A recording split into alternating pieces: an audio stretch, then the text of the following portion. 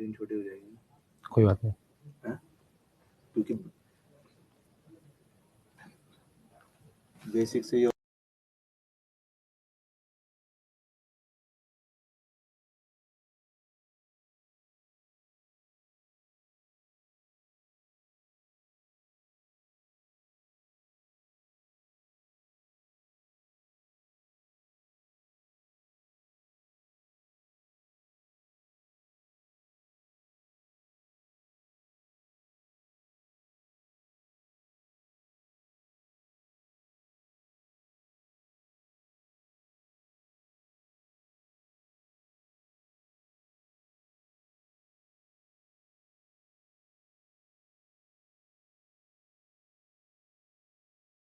क्या आपको फटाफट से चेक करो ऑडियो वीडियो क्लियर है तो एक बार ऑडियो वीडियो क्लियर है तो मुझे एक बार यस लिख दो, ओके लिख दो, जल्दी करो बेटा, फास्ट फास्ट फास्ट। अरे लेक्चर स्टार्ट हो गया मोहसिन, तेरी आवाज दिख रही है मुझे। हाँ हाँ बिल्कुल बॉटनी की क्लास है, एक बार चेक करें बेटा, कोई टाइम वेस्ट नहीं हुआ। हाँ एक बार चेक करें बेटा सभी बच्चे, एक बार सभी बच्चे चेक करें।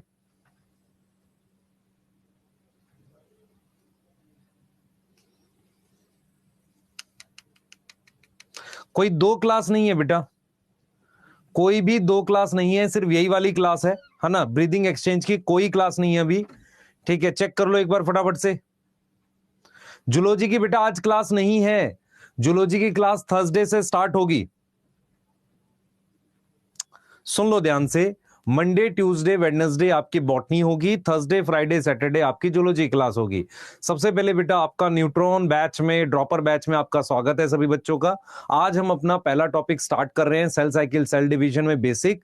यदि सभी बच्चे मुझे सुन पा रहे हैं और देख पा रहे हैं, एक बार चैट में जल्दी से यस और ओके लिख दो। कुछ चीजें आपको क्लियर कर देता हूं। फिजिक्स की दो क्लास पैरेलल चलेंगी, आशीष सर और आपके आदित्य आनंद सर दोनों सर पैरेलल पढ़ाएंगे, ठीक है क्लियर है। दूसरी बात बेटा, हमारे पास 3 दिन बॉटनी चलेगी, 3 दिन जूलॉजी चलेगी, मंडे ट्यूसडे वेडनेसडे बॉटनी चलेगी, और आपका फिर उसके बाद क्या होगा, वेडनेसडे थर्सडे फ्राइडे सैटरडे आपकी जूलॉजी चलेगी। कोई डाउट है? दूसरी बात, आप में से बहुत सारे बच्चों का डाउट यह है कि सर लाइव क्लास में पॉज और बैकवर्ड का बटन क्यों नहीं है। मैं आपको बताता हूं नॉर्मली क्या होता है बेटा, हमारे पास ये जो लाइव क्लास है ये रियल टाइम में लाइव होती है। रियल टाइम में लाइव का क्या मतलब होता है, जो आप लिख रहे हो मुझे डायरेक्ट दिख रहा है। इस तरह की क्लासेस में क्या होता है, वो रिकॉर्ड करके ऐसे स्ट्रीम नहीं होती। मतलब क्या हुआ, अगर कोई चीज अचानक से रिकॉर्ड हो और फिर स्ट्रीम हो तो उसमें 30 सेकंड का गैप होता है। आप जो बात लिख रहे हो मुझे डायरेक्ट दिख रही है। ऐसी क्लासेस में क्या होगा, कभी भी आपको बैक जाने का ऑप्शन नहीं होगा, ना आगे जाने का ऑप्शन होगा। आप जैसे ही ज्वाइन करोगे वो उसी समय ज्वाइन करोगे जो रियल टाइम लाइव होगा। इससे दो फायदे हैं, पहला आपको आदत बनेगी टाइम पर क्लास ज्वाइन करने की, दूसरा आपको क्या रहेगा कि आप जो डाउट पूछोगे तुरंत मेरे तक पहुंचेंगे। क्या यह बात क्लियर हो गई है? आप में से कुछ बच्चे पूछ रहे हैं कि फिजिक्स की दो क्लास कैसे मैनेज करेंगे। आपको क्या करना है बेटा, आज जो है जिस बच्चों ने आदित्य सर की क्लास करी है वो एक बार आशीष सर की भी क्लास देख लेंगे इवनिंग में रिकॉर्डेड, और जिन्होंने आशीष सर की करी है वो आदित्य सर की क्लास देख लेंगे। दोनों में से जो आपको लगे कि जिनके साथ आप अपनी क्लासेस कंटिन्यू कर सकते हो, आप उन सर को आप फिर फॉलो करने लगेंगे। फिर आपको दोनों नहीं देखनी, कोई एक देखनी है। बेटा वीडियो क्वालिटी 240 पे अगर कर देंगे तो ऐप में अच्छी आएगी नहीं, ठीक है। अभी आज बेटा हमारा यह मानना है कि आप सभी बच्चे लाइव क्लास प्रॉपरली करके आप देख लो। उसके बाद अगर आपको लगता है कि टाइम आपको बहुत ज्यादा लगता है तो कुछ मतलब 1 मंथ के बाद आप में से कुछ रिकॉर्डेड देख सकते हैं ऐसे करके, सही है। चलें भाई, बेटा डाटा थोड़ा सा तो अरेंज करना पड़ेगा तुम्हें, थोड़ा बहुत तो अरेंज कर लो यार हमारे लिए।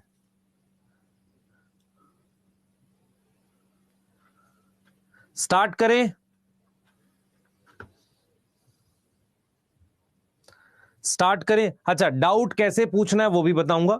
डाउट आप एक बार चैट में पूछ सकते हो, इसके अलावा आप डाउट कैसे पूछोगे बता देता हूं बेटा, ध्यान सुनेंगे। आप एक तो चैट में डाउट पूछ सकते हो, है ना, चैट में डाउट पूछ सकते हो। उसके अलावा आप डाउट कैसे पूछोगे, आपके लिए कुछ स्पेशल ग्रुप्स बना रहे हैं टेलीग्राम पे, वहां पूछोगे। सर वहां पर कौन बताएगा? वहां पर डाउट मैं भी बताऊंगा और साथ में हमारे साथ कुछ और लोग हैं जो टीचर्स हैं एसएमई टाइप से, वो आपको डाउट बताएंगे हमारे साथ। आपके डाउट्स हर हालत में उसी दिन पूरे दिए जाएंगे। चलें बेटा, आज जूलॉजी की क्लास नहीं है, मैं रिपीट कर रहा हूं, जूलॉजी की क्लास नहीं है। ठीक है, स्टार्ट करें भाई? एक बार बता दो चैट में, जल्दी से लिख दो सर, शुरू कर दो।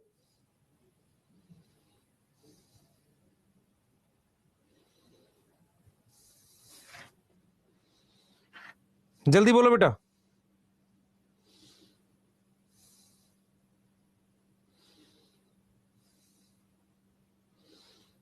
जल्दी जल्दी, फास्ट, जल्दी जल्दी जल्दी जल्दी बता दो, जल्दी जल्दी जल्दी बताओ, स्टार्ट करें।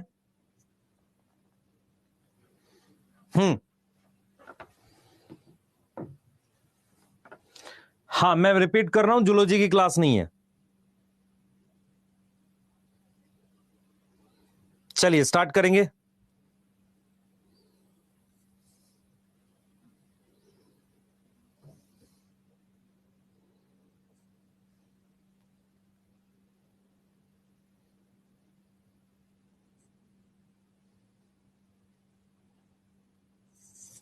चलिए ठीक है बेटा, तो आज स्टार्ट कर रहे हैं। सबसे पहले अपनी एनसीईआरटी अभी साइड रखो, आज हम लोग बेसिक पढ़ेंगे, आपको पूरा बेसिक से पढ़ाने वाला हूं मैं, सारी चीजें ध्यान से देखेंगे आप लोग। चलिए स्टार्ट कर रहे हैं बेटा।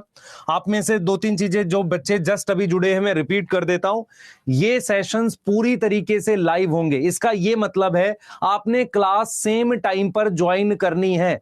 जो बच्चा क्लास ज्वाइन करने में लेट करेगा वो वहीं से देख पाएगा जहां से क्लास चल रही है। इसका ये मतलब है कि आपको क्लास हमेशा हमारे साथ ही ज्वाइन करनी पड़ेगी। इससे फायदा यह होगा कि आप सेम टाइम पर पढ़कर शाम का टाइम रिवीजन के लिए रख सकते हो। ठीक है, क्लियर है?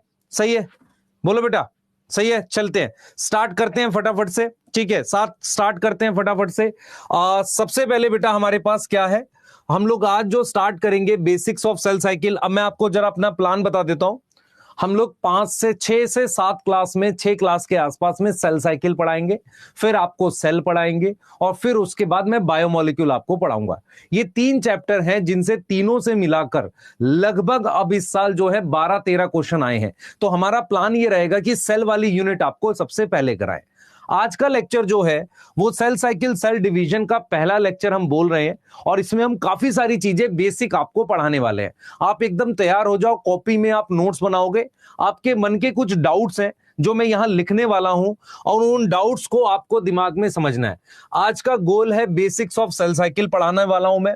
ये कुछ डाउट्स हैं, ध्यान से सुनेंगे बेटा। आप में से कुछ बच्चे पूछते हैं कि सर लेक्चर अटेंड करना है। बिल्कुल करना चाहिए, आपको लेक्चर अटेंड करना चाहिए। बिल्कुल स्टार्ट कर रहा हूं, 2 मिनट लूंगा आपके, 2 मिनट ले सकता हूं? इतना अलाउ करोगे? हाँ सर, क्योंकि हमारा पूरा साल है आपके लिए हमने दिया है, तो आप 2 मिनट हमें जरूर दो। तो मैं यहां पे आपसे पूछ रहा हूं, क्या लेक्चर अटेंड करना चाहिए? यस। क्या लाइव अटेंड करते वक्त नोट्स बनाएं? हम अपना पेस हल्का स्लो रखते हैं, तो आप लाइव अटेंड करते वक्त नोट्स बना लो। आप में से जो बच्चे लाइव अटेंड करते वक्त साफ नोट्स नहीं बना सकते, बाद में पीडीएफ से बनाओ। यहां तक क्लियर है? यहां तक क्लियर है? सही है सर, ठीक है। तीसरी चीज क्या है, नोट्स क्या है बेटा, लेक्चर के साथ ही बनाओ, है ना। लाइव अटेंड करना है, यस, नोट्स लेक्चर के साथ ही बनाओ। अब मेरे को यहां पर एक बच्चे का सवाल आएगा, सुनना ध्यान से, वो क्या रहेगा। आप भी ये सवाल मुझसे पूछते हो और आप करते हो ये सवाल। देखो क्या करते हो, आप ये कहते हो कि सर आज आपने जो पढ़ाया उसको पढ़ाने के बाद मैं क्या डायरेक्ट जाके डीपीपी सॉल्व कर लूं या मैं रिवाइज करके डीपीपी सॉल्व करूं? तो मैं कहता हूं यार तू एक बार रिवाइज कर ले फिर कर लियो। नहीं सर, मैं ये देखना चाहता हूं कि मुझे कितना याद है। ये सबसे खराब अप्रोच है। एक्चुअल में क्या होता है, बहुत सारे बच्चे जब नीट का एग्जाम था तो वो क्या करते थे, वो बिना रिवाइज करे टेस्ट देकर अपनी नॉलेज चेक करते थे। ये गलत तरीका है। आपको अभी नॉलेज चेक नहीं करनी। आपने जब भी डीपीपी सॉल्व करनी है तो पहले लेक्चर अटेंड करना है, उसके बाद उसके नोट्स को रिवाइज करना है और डीपीपी सॉल्व करनी है। अपनी नॉलेज चेक नहीं करनी कि मुझे कितना याद रहता है, ये गलत अप्रोच है। समझ में आ गया? जल्दी बताओ, जल्दी बताओ, जल्दी बताओ। ये गलत अप्रोच है। ठीक है, क्लियर है? सही है, ठीक है। आगे चलते हैं बेटा, आगे चलते हैं। रिवीजन कब करना है? चैप्टर के बीच में करना है या चैप्टर के बाद करना है? कुछ बच्चों का सवाल यह है कि सर रिवीजन कब करना है, चैप्टर के बाद या? मैं आपको बताता हूं। जैसे आज मैंने आपको पढ़ा दिया, आप क्या करोगे, नोट्स बना लोगे, उसी नोट्स को 10-15 मिनट में, 20 मिनट में रिवाइज कर लोगे और फिर उसकी डीपीपी सॉल्व कर लोगे। सही है सर, ऐसा कर सकते हैं। अब मन में सवाल यह आता है, आप में से बहुत सारे बच्चों के मन में सवाल यह आता है कि सर अब पूरा चैप्टर, मतलब अब मान लो हमने ये ऐसे रिवाइज कर लिया, अब कैसे रिवाइज करें? जब आपका पूरा चैप्टर कंप्लीट हो जाएगा तो पूरे चैप्टर के नोट्स को 2 बार रिवाइज करें। मेरी तरफ देख ध्यान से, तेरे लिए इंपॉर्टेंट है, स्टार्ट कर रहा हूं। चाहे आपके 500 नंबर हो, चाहे कुछ भी हो, आपने लेक्चर पूरा देखा, आपने नोट्स बना लिए, नोट्स बनाने के बाद पहले उन नोट्स को रिवाइज कर, फिर डीपीपी बना।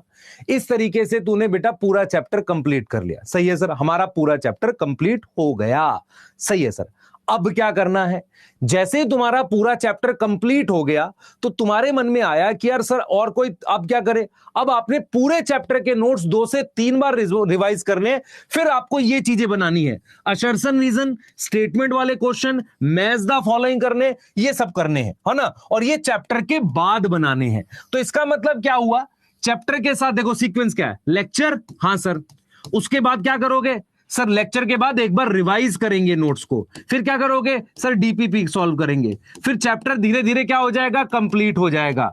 चैप्टर कंप्लीट हो गया और इसके साथ आप एनसीईआरटी साथ के साथ पढ़ते रहो, है ना? जितना जितना करा दिया। चैप्टर कंप्लीट हो गया, फिर क्या करोगे सर? चैप्टर कंप्लीट हो गया, फिर नोट्स रिवाइज करो पूरे चैप्टर के, और पूरे चैप्टर के नोट्स रिवाइज करने के बाद फिर क्या करोगे आप? फिर ये वाली चीजें बनाओगे। कौन सी? परिश्रम वाला, जो हमने assertion reason statement match the following, इसको करोगे। ये सीक्वेंस फॉलो करना है। पूरे साल करोगे? यस लिखो जल्दी से, पूरे साल करोगे ये चीज? पूरे साल इसी तरीके से करोगे? सर एनसीईआरटी एक बार यहां पढ़नी है चैप्टर के बीच में और एक बार लास्ट में, तो नोट्स रिवाइज करने हैं 2 बार, उसके बाद एनसीईआरटी लास्ट में भी 2 बार पढ़नी है। इससे आपका चैप्टर पूरी तरीके से कंप्लीट हो जाएगा। बोलो, डन है? जल्दी जल्दी बेटा। नोट्स एक्सपोर्ट करने का भी ऑप्शन मैं ला रहा हूं आपको, पीडीएफ सेव करने का। मैं फिर रिपीट कर रहा हूं, जो बच्चे जस्ट अभी जुड़े हैं, आप लाइव क्लास में बैक नहीं जा पाओगे। रीजन क्या है? ये रियल टाइम लाइव है। आप जो चैट में दिख रहे हो, यस मुझे दिख रहा है एग्जैक्टली। बहुत सारे प्लेटफॉर्म पे वो क्या करते हैं, पहले रिकॉर्ड होता है फिर वो लाइव स्ट्रीम होता है, तो परेशान मत हो इसके लिए। तो आप हमेशा टाइम पे रहो क्लास में, है ना? क्योंकि स्टार्टिंग का छूटेगा तो दिक्कत होगी। सही है, चलिए आज का सेशन स्टार्ट हो रहा है। मैं आपको सेशन स्टार्ट करूंगा। चलो भाई, स्टार्ट हो गया? हाँ भाई, स्टार्ट हो गया। खेला हो बे, आ जाओ। खेला हो बे में जो बच्चे इंटेलिजेंट टाइप के बैठे हुए, मैं आपसे कुछ सवाल पूछूंगा, चाहे इंटेलिजेंट हो चाहे कैसा भी हो। आप में से कितने बच्चों को पता है साइटोप्लाज्मिक स्ट्रीमिंग क्या होता है? आपको अगर ये पता है तो आपको क्या ये पता है नीड ऑफ साइटोप्लाज्मिक स्ट्रीमिंग क्या है? आपको पता है कि सर प्रोकैरियोटिक और यूकैरियोटिक सेल में साइटोप्लाज्मिक स्ट्रीमिंग दोनों में होती है, किसी एक में होती है? और किसी एक में होती है तो क्यों होती है? क्या ये आपको पता है? आप सोचो ध्यान से। सर आप तो सेल साइकिल, सेल डिवीजन पढ़ा रहे थे, ये अचानक कहां से आ गया? मैं आपसे ये फिर बोल रहा हूं, लास्ट ईयर के नोट्स, मेरी बात सुनेंगे ध्यान से, इस साल इस चैप्टर के नए नोट्स बना लो। अगर आपको लगता है कि कुछ बदलाव नहीं है तो फिर पुराने साल के यूज कर लेना, कोई और आंसर नहीं। हाँ भाई, व्हाट इज साइटोप्लाज्मिक स्ट्रीमिंग? बताओ जल्दी से। एक बच्चा लिख रहा है सर यस सर हमें पता है, नो सर नहीं पता, नहीं पता है सर। ठीक है, बताएंगे आपको। सर आपने सेल साइकिल में अचानक से ये क्या बता दिया? आप अचानक से एडवांस पढ़ा रहे हो। नहीं बेटा, एडवांस नहीं पढ़ाऊंगा, प्रॉपर बेसिक पढ़ाऊंगा। मेरा ये मन है कि सिर्फ आपको मैं ये समझाऊं कि बेसिक्स इतने इंपॉर्टेंट होते हैं बायो में कि उसके बिना आगे बढ़ना मुश्किल होता है। ये बहुत बहुत जरूरी है, ठीक है? ये बात बहुत जरूरी है। तो एकदम बेसिक से लेते हैं, बिल्कुल बेसिक से स्टार्ट करते हैं। इन सवालों के जवाब उस बेसिक में छुपा हुआ है जिसका आप लॉजिक डेवलप करोगे। अगर आप बायो में लॉजिक डेवलप कर पा रहे हो तो आपकी बायो अच्छी रहेगी। और मैं फिर बोल रहा हूं, आप एक अच्छे डॉक्टर तभी बनोगे जब आप लॉजिकली सोच पाओगे। तो बायो में लॉजिक होते हैं, बायो के लॉजिक बहुत इंपॉर्टेंट होते हैं और आपके लिए बहुत जरूरी है। ठीक है, क्लियर है? यहां तक समझ में आ रही है? सही है सर। चलते हैं, जिन बच्चों को पता है अच्छी बात है, जिनको नहीं पता है आगे देखेंगे और इसको एक बार एक्सप्लेन करेंगे। पर सबसे पहले मैं आपसे ये जानना चाह रहा हूं कि आप में से कितने बच्चों को पता है कि सेल क्या होता है। स्टार्ट कर देते हैं। सर बचपन में जब हम आपसे पूछते हैं सेल क्या होता है, तो बच्चा ये कहता है कि यार सर हमें सेल की एक डेफिनेशन पढ़ाई थी, सेल जो है एक स्ट्रक्चरल है और फंक्शनल यूनिट ऑफ लाइफ है। अच्छा सर, स्ट्रक्चरल और फंक्शनल यूनिट ऑफ लाइफ है। अच्छा सर, ये पढ़ाया गया था। क्या यही डेफिनेशन है सेल की? मैं आपसे जानना चाह रहा हूं, क्या सेल की यही एक डेफिनेशन है? क्या सेल की कुछ और डेफिनेशन हो सकती है? आप बताओ जल्दी से, क्योंकि हम क्या करेंगे बेटा, कैसे मूव करेंगे चैप्टर में। सुनो, मैं आपको थोड़ा सा सेल के बारे में बताऊंगा, वहां से मैं आपको सेल डिवीजन पे ले जाऊंगा जो चैप्टर है। ठीक है सर, सही है? यस। तो हम क्या बोल रहे हैं यहां पर, सुनो ध्यान से। हम ये कह रहे हैं, मैंने टॉपिक जस्ट स्टार्ट किया है, जो बच्चे जस्ट जुड़े हैं, मैं आपको ये कह रहा हूं कि सेल क्या होता है बेटा। सेल स्ट्रक्चरल और फंक्शनल यूनिट ऑफ लाइफ होती है, ऐसा छोटी क्लासेस में पढ़ाया जाता है। पर अगर आप मेरे से पूछोगे ना, अकॉर्डिंग टू मी, या अकॉर्डिंग टू, मतलब मैं रियलिटी बताऊं, अकॉर्डिंग टू मी ही लिख देता हूं। सेल जो होता है उसका मतलब होता है कंपार्टमेंट। कंपार्टमेंट का क्या मतलब हुआ? कंपार्टमेंट का मतलब होता है चैम्बर। कंपार्टमेंट का मतलब क्या होता है? चैम्बर। ठीक है, क्या मतलब हुआ समझो। जैसे मान लो एग्जांपल ले लेते हैं हम लोग, मान लो ये मेरे पास ये जगह है जिसे मैं ओशियन कह रहा हूं। ओशियन मतलब समुद्र है। जरा मेरी बात सुनना ध्यान से, पानी है। मेरी बात सुने ध्यान से। आपने बेटा सेल पढ़ा था, सर लिखना है क्या? जब मैं बोर्ड पे लिख लूंगा उसके बाद। आपने सेल पढ़ा था, आपने सेल में पढ़ा था स्ट्रक्चरल और फंक्शनल यूनिट ऑफ लाइफ को हम सेल कहते हैं। क्या ये डेफिनेशन 100% ठीक है? ठीक है, डेफिनेशन है। लेकिन सेल एग्जैक्टली होता क्या है?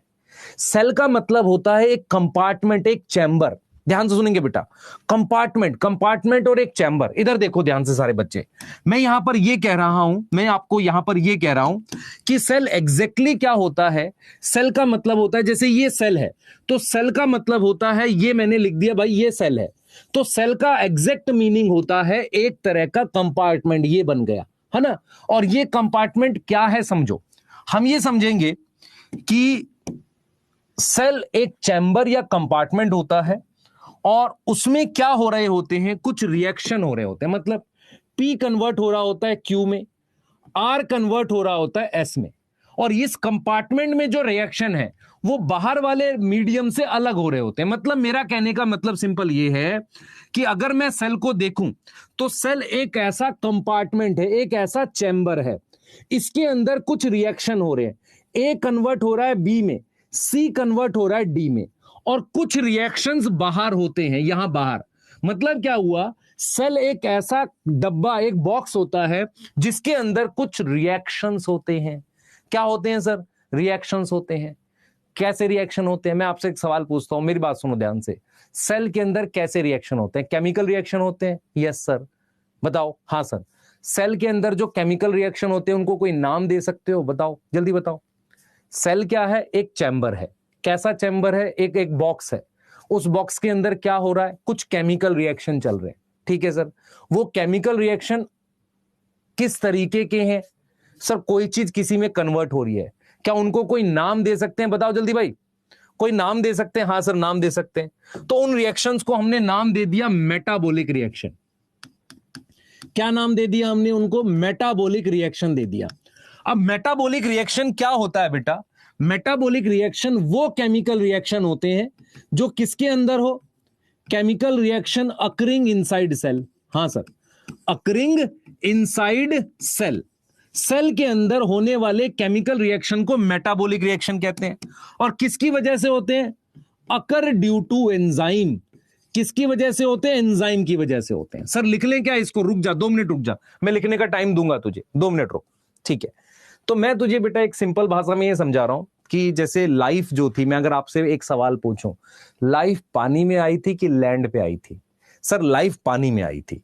तो हुआ क्या था? सुन ध्यान से। हुआ क्या था, पानी के अंदर कुछ रिएक्शन चल रहे थे। जैसे मान लो टी कन्वर्ट हो रहा है वी में, कुछ रिएक्शन चल रहे थे। ठीक है सर, कुछ रिएक्शन इस कंपार्टमेंट में चल रहे हैं। तो हमें यह समझना पड़ेगा कि सेल जो है, सबसे पहले सेल जो है वो पानी में, लाइफ आई पानी में, और मुझे यह समझना पड़ेगा कि ये पानी है, यहां चारों तरफ पानी है ऐसे, और ये सेल बना था पहला। तो ये जो इसकी दीवार है जिसे मैं सेल मेम्ब्रेन कह रहा हूं, इस दीवार का वो नेचर होना चाहिए जो बाहर और अंदर के एनवायरनमेंट को अलग कर सके। तो मैं अगर आपसे कहूं कि यार मेरे मेरे मेरे साथ आप एक अपनी एक इमेजिनेशन बनाओ कि सेल आया कैसे। बेटा ड्रॉपर में ये जरूरी है, बिल्कुल जरूरी है। अगर ड्रॉपर में ये जरूरी नहीं होता तो मैं नहीं पढ़ाता। मैं फिर बोल रहा हूं, मैं ड्रॉपर में सिर्फ ये इसलिए पढ़ा रहा हूं कि आप में से बहुत सारे बच्चे इस बात को अगर इमेजिन नहीं कर पाएंगे तो बहुत सारी चीजों में फंसने लगेंगे। ठीक है, तो बहुत सारी चीजें ध्यान से सुने जो मैं बताने वाला हूं। ठीक है, क्लियर है? कुछ बच्चे गुंजक के बेटा स्पैम कर रहे हो, मत करो, कोई फायदा नहीं है। ठीक है, आप अगर ध्यान से नहीं सुनेंगे तो आपको समझ नहीं आएगा, आप में से सुनना पड़ेगा मेरी बातों को ध्यान से। सुनो मैं क्या कह रहा हूं। मैं आपको ये समझा रहा हूं बेटा कि हुआ क्या है, हमें कुछ आइडिया लेना पड़ेगा सेल का। सेल अगर 9th-10th में पढ़ाया जाता है तो एक यूनिट पढ़ाया जाता है, छोटी यूनिट जो स्ट्रक्चरल और फंक्शनल यूनिट है। यहां तक कोई डाउट नहीं है, ठीक है। पर अगर आप हायर क्लासेस में जाते हो तो आपको सेल को समझना पड़ेगा एग्जैक्टली है क्या। हुआ क्या था, लाइफ सबसे पहले पानी में आई थी, तो पानी के अंदर भी कुछ केमिकल रिएक्शन चलते थे। तो हमने ये देखा कि एक ऐसी मेम्ब्रेन, एक ऐसा स्ट्रक्चर बन गया जिसके अंदर कुछ केमिकल रिएक्शन हो रहे हैं। अब जो रिएक्शन पानी में चल रहे हैं और जो अंदर चल रहे हैं उनमें कोई डिफरेंस है क्या? आप बताओ मुझे, उनमें कोई डिफरेंस है क्या? हाँ, डिफरेंस है। जो रिएक्शन बाहर चल रहे हैं उन रिएक्शन को कराने के लिए एंजाइम नहीं है, वो रिएक्शन थोड़ा स्लो हो सकते हैं। समझो, ध्यान से सुने बेटा, वो स्लो हो सकते हैं, लेकिन जो सेल के अंदर चल रहे हैं वो रिएक्शन फास्ट होंगे। इसका मतलब उनको कराने के लिए किसी कैटलिस्ट की जरूरत है। तो मैंने यहां पर एक बात समझी कि यार एक पानी था, ओशियन था, उस ओशियन को, वो जो ओशियन है, जो समुद्र है, जो पानी है, वो बना कैसे था? आपने पढ़ा है एवोल्यूशन में, बड़े बड़े गड्ढे थे, बारिश हुई, पानी भर गया। अब मैं ये कह रहा हूं कि इनके अंदर रिएक्शंस चल रहे थे। रिएक्शंस क्यों चल रहे थे? क्योंकि उस वक्त तापमान 800 डिग्री सेल्सियस के आसपास था। अब जो रिएक्शन चल रहे थे वो केमिकल रिएक्शन थे। तो क्या हुआ, एक ऐसे स्ट्रक्चर बन गए जिनके अंदर अलग केमिकल रिएक्शन चल रहे हैं। तो हमें यह समझना पड़ेगा कि सेल एक चैम्बर और कंपार्टमेंट होता है। जैसे ये एक सेल है, ये एक चैम्बर है, ये देखो बेटा, ये एक चैम्बर है, इसके अंदर कुछ रिएक्शन हो रहे हैं, कुछ रिएक्शन बाहर हो रहे हैं। जो अंदर रिएक्शन हो रहे हैं, केमिकल रिएक्शन हो रहे हैं, वो एंजाइम कराता है। तो उन केमिकल रिएक्शन को हमने क्या नाम दिया? मेटाबॉलिक रिएक्शन नाम दिया। इसका मतलब यह हो गया कि मेटाबॉलिक रिएक्शंस कहां होते हैं? सेल के अंदर होते हैं। कौन कराता है? एंजाइम कराता है। अब मेरे मन में एक सवाल ये उठता है, मेरे मन में ये सवाल उठ रहा है कि अंदर और बाहर में रिएक्शंस में कोई फर्क है क्या? स्पीड का फर्क है, क्योंकि अंदर उन रिएक्शंस को कौन करा रहा है? एंजाइम करा रहा है। दूसरा, मुझे यह भी समझ में आएगा कि अंदर भी पानी है, बाहर भी पानी है। मतलब क्या हुआ? सेल के अंदर भी पानी है, ध्यान सुनेंगे बेटा, सेल के अंदर भी पानी है और बाहर भी पानी है। जो अंदर का पानी हमारे पास है सेल के अंदर, सुनना ध्यान से, सेल के अंदर जो पानी है हमारे पास उसे हम साइटोप्लाज्म कह रहे हैं, और सेल के बाहर जो पानी है वो एक नॉर्मल वाटर है। तो हमने ये देखा कि सेल के अंदर के वाटर और बाहर के पानी को अलग करने के लिए हमें एक स्ट्रक्चर की जरूरत होगी जिसे मेम्ब्रेन बोलेंगे। तो हम यहां पर आज क्या क्या पॉइंट सीख पा रहे हैं, सुनो। सबसे पहले, सेल कहां इवॉल्व हुआ? सेल पानी में इवॉल्व हुआ। दूसरी बात, सेल के अंदर कौन से रिएक्शंस होते हैं? सर, मेटाबॉलिक रिएक्शन होते हैं।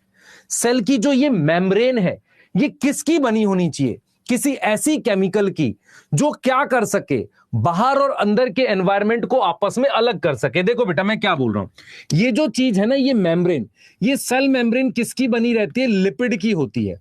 किसकी बनी रहती है? लिपिड की बाइलेयर होती है। लिपिड की बाइलेयर होती है ये रही। जैसे मान लो मैंने इसको लिख दिया लिपिड की बाइलेयर।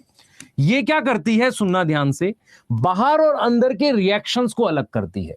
क्यों ऐसा करती है? क्योंकि ये जो मेम्ब्रेन है बाहर और अंदर के पानी को अलग करती है। बाहर क्या है? नॉर्मल वाटर है, अंदर क्या है? साइटोप्लाज्म है।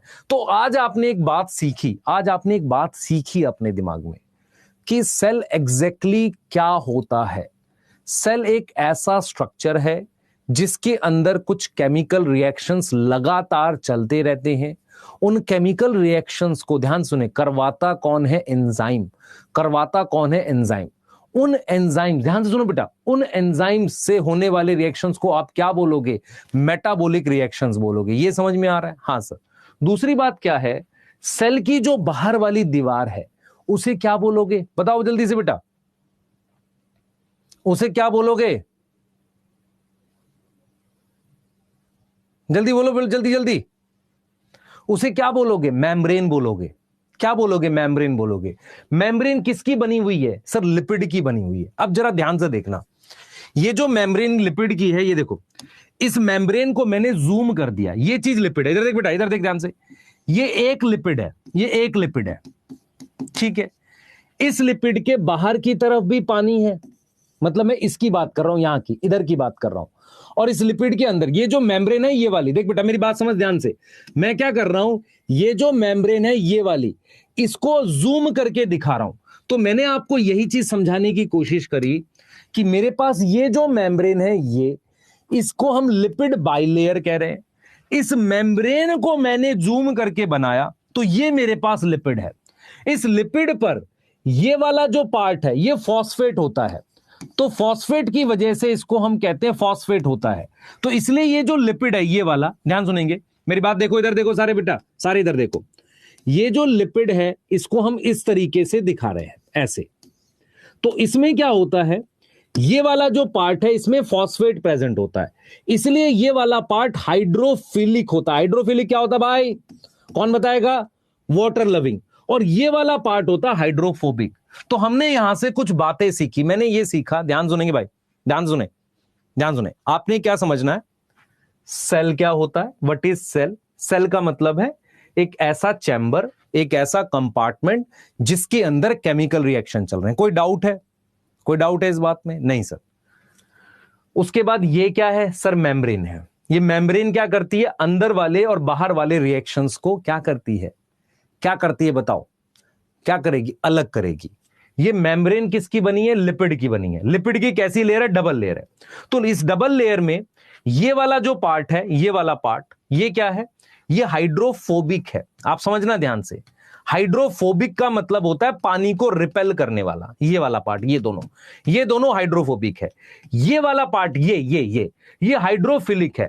तो आप देख सकते हो कि इस मेम्ब्रेन के इस तरफ और इस तरफ दोनों क्या है? हाइड्रोफिलिक है। और अंदर क्या है? हाइड्रोफोबिक है, जो पानी को, देख रहे हो ये वाली बात? ये बात समझ पा रहे हो कि नहीं बताओ? तो मेम्ब्रेन का जो अंदर का हिस्सा है, ये वाला पार्ट जो है बेटा, ये हाइड्रोफोबिक है। इधर और इधर क्या है? हाइड्रोफिलिक है।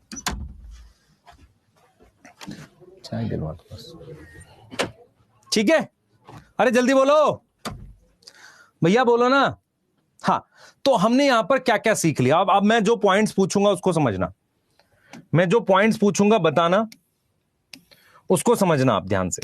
जो पॉइंट्स पूछूंगा उसको बताना कि सर समझ आया कि नहीं, मुझे आपसे अब ये बात जाननी है। चलो भाई आ जाओ, जल्दी आ जाओ। मैं आपसे जानना चाह रहा हूं, बताते चलना कि सारी बातें ठीक है। सर लिखा नहीं, मैं टाइम दे रहा हूं, एक बार रुक जा, भी दे रहा हूं टाइम। मैं लिख रहा हूं, सेल क्या है? सेल एक चैम्बर है। चैम्बर मतलब कंपार्टमेंट है, ठीक है। उसके बाद इनसाइड सेल क्या है? इनसाइड सेल क्या है? वाटर है, ठीक है सर। उस वाटर में, ध्यान सुनिए बेटा, वो पानी है, उस पानी में, ध्यान सुनियो, पानी में कुछ केमिकल रिएक्शन हो रहे हैं, केमिकल रिएक्शन हो रहे हैं। तो वो जो पानी है, उस पानी को मैंने साइटोप्लाज्म बोल दिया। इतनी बात समझ में आ रही है? तो साइटोप्लाज्म क्या है? वो पानी है सेल के अंदर का जिसके अंदर केमिकल रिएक्शन हो रहा है। नेक्स्ट चीज बेटा, chemical reaction occur inside cell, chemical reaction occur inside cell, occur due to, बताओ जल्दी से, अकर ड्यू टू एंजाइम। बेटा ये लिखना है, बिल्कुल लिखना है, क्योंकि रीड करोगे इसे। उसको हम क्या बोलेंगे? मेटाबॉलिक रिएक्शन बोलेंगे, मेटाबॉलिक रिएक्शन बोलेंगे। अब मैं आपसे अगर एक बात बोलूं कि जो एंजाइम है, एंजाइम है, can act outside cell, true या फॉल्स? बताओ जल्दी से, क्या ये एंजाइम सेल के बाहर काम कर सकते हैं? जल्दी बोलो, can enzyme act outside cell?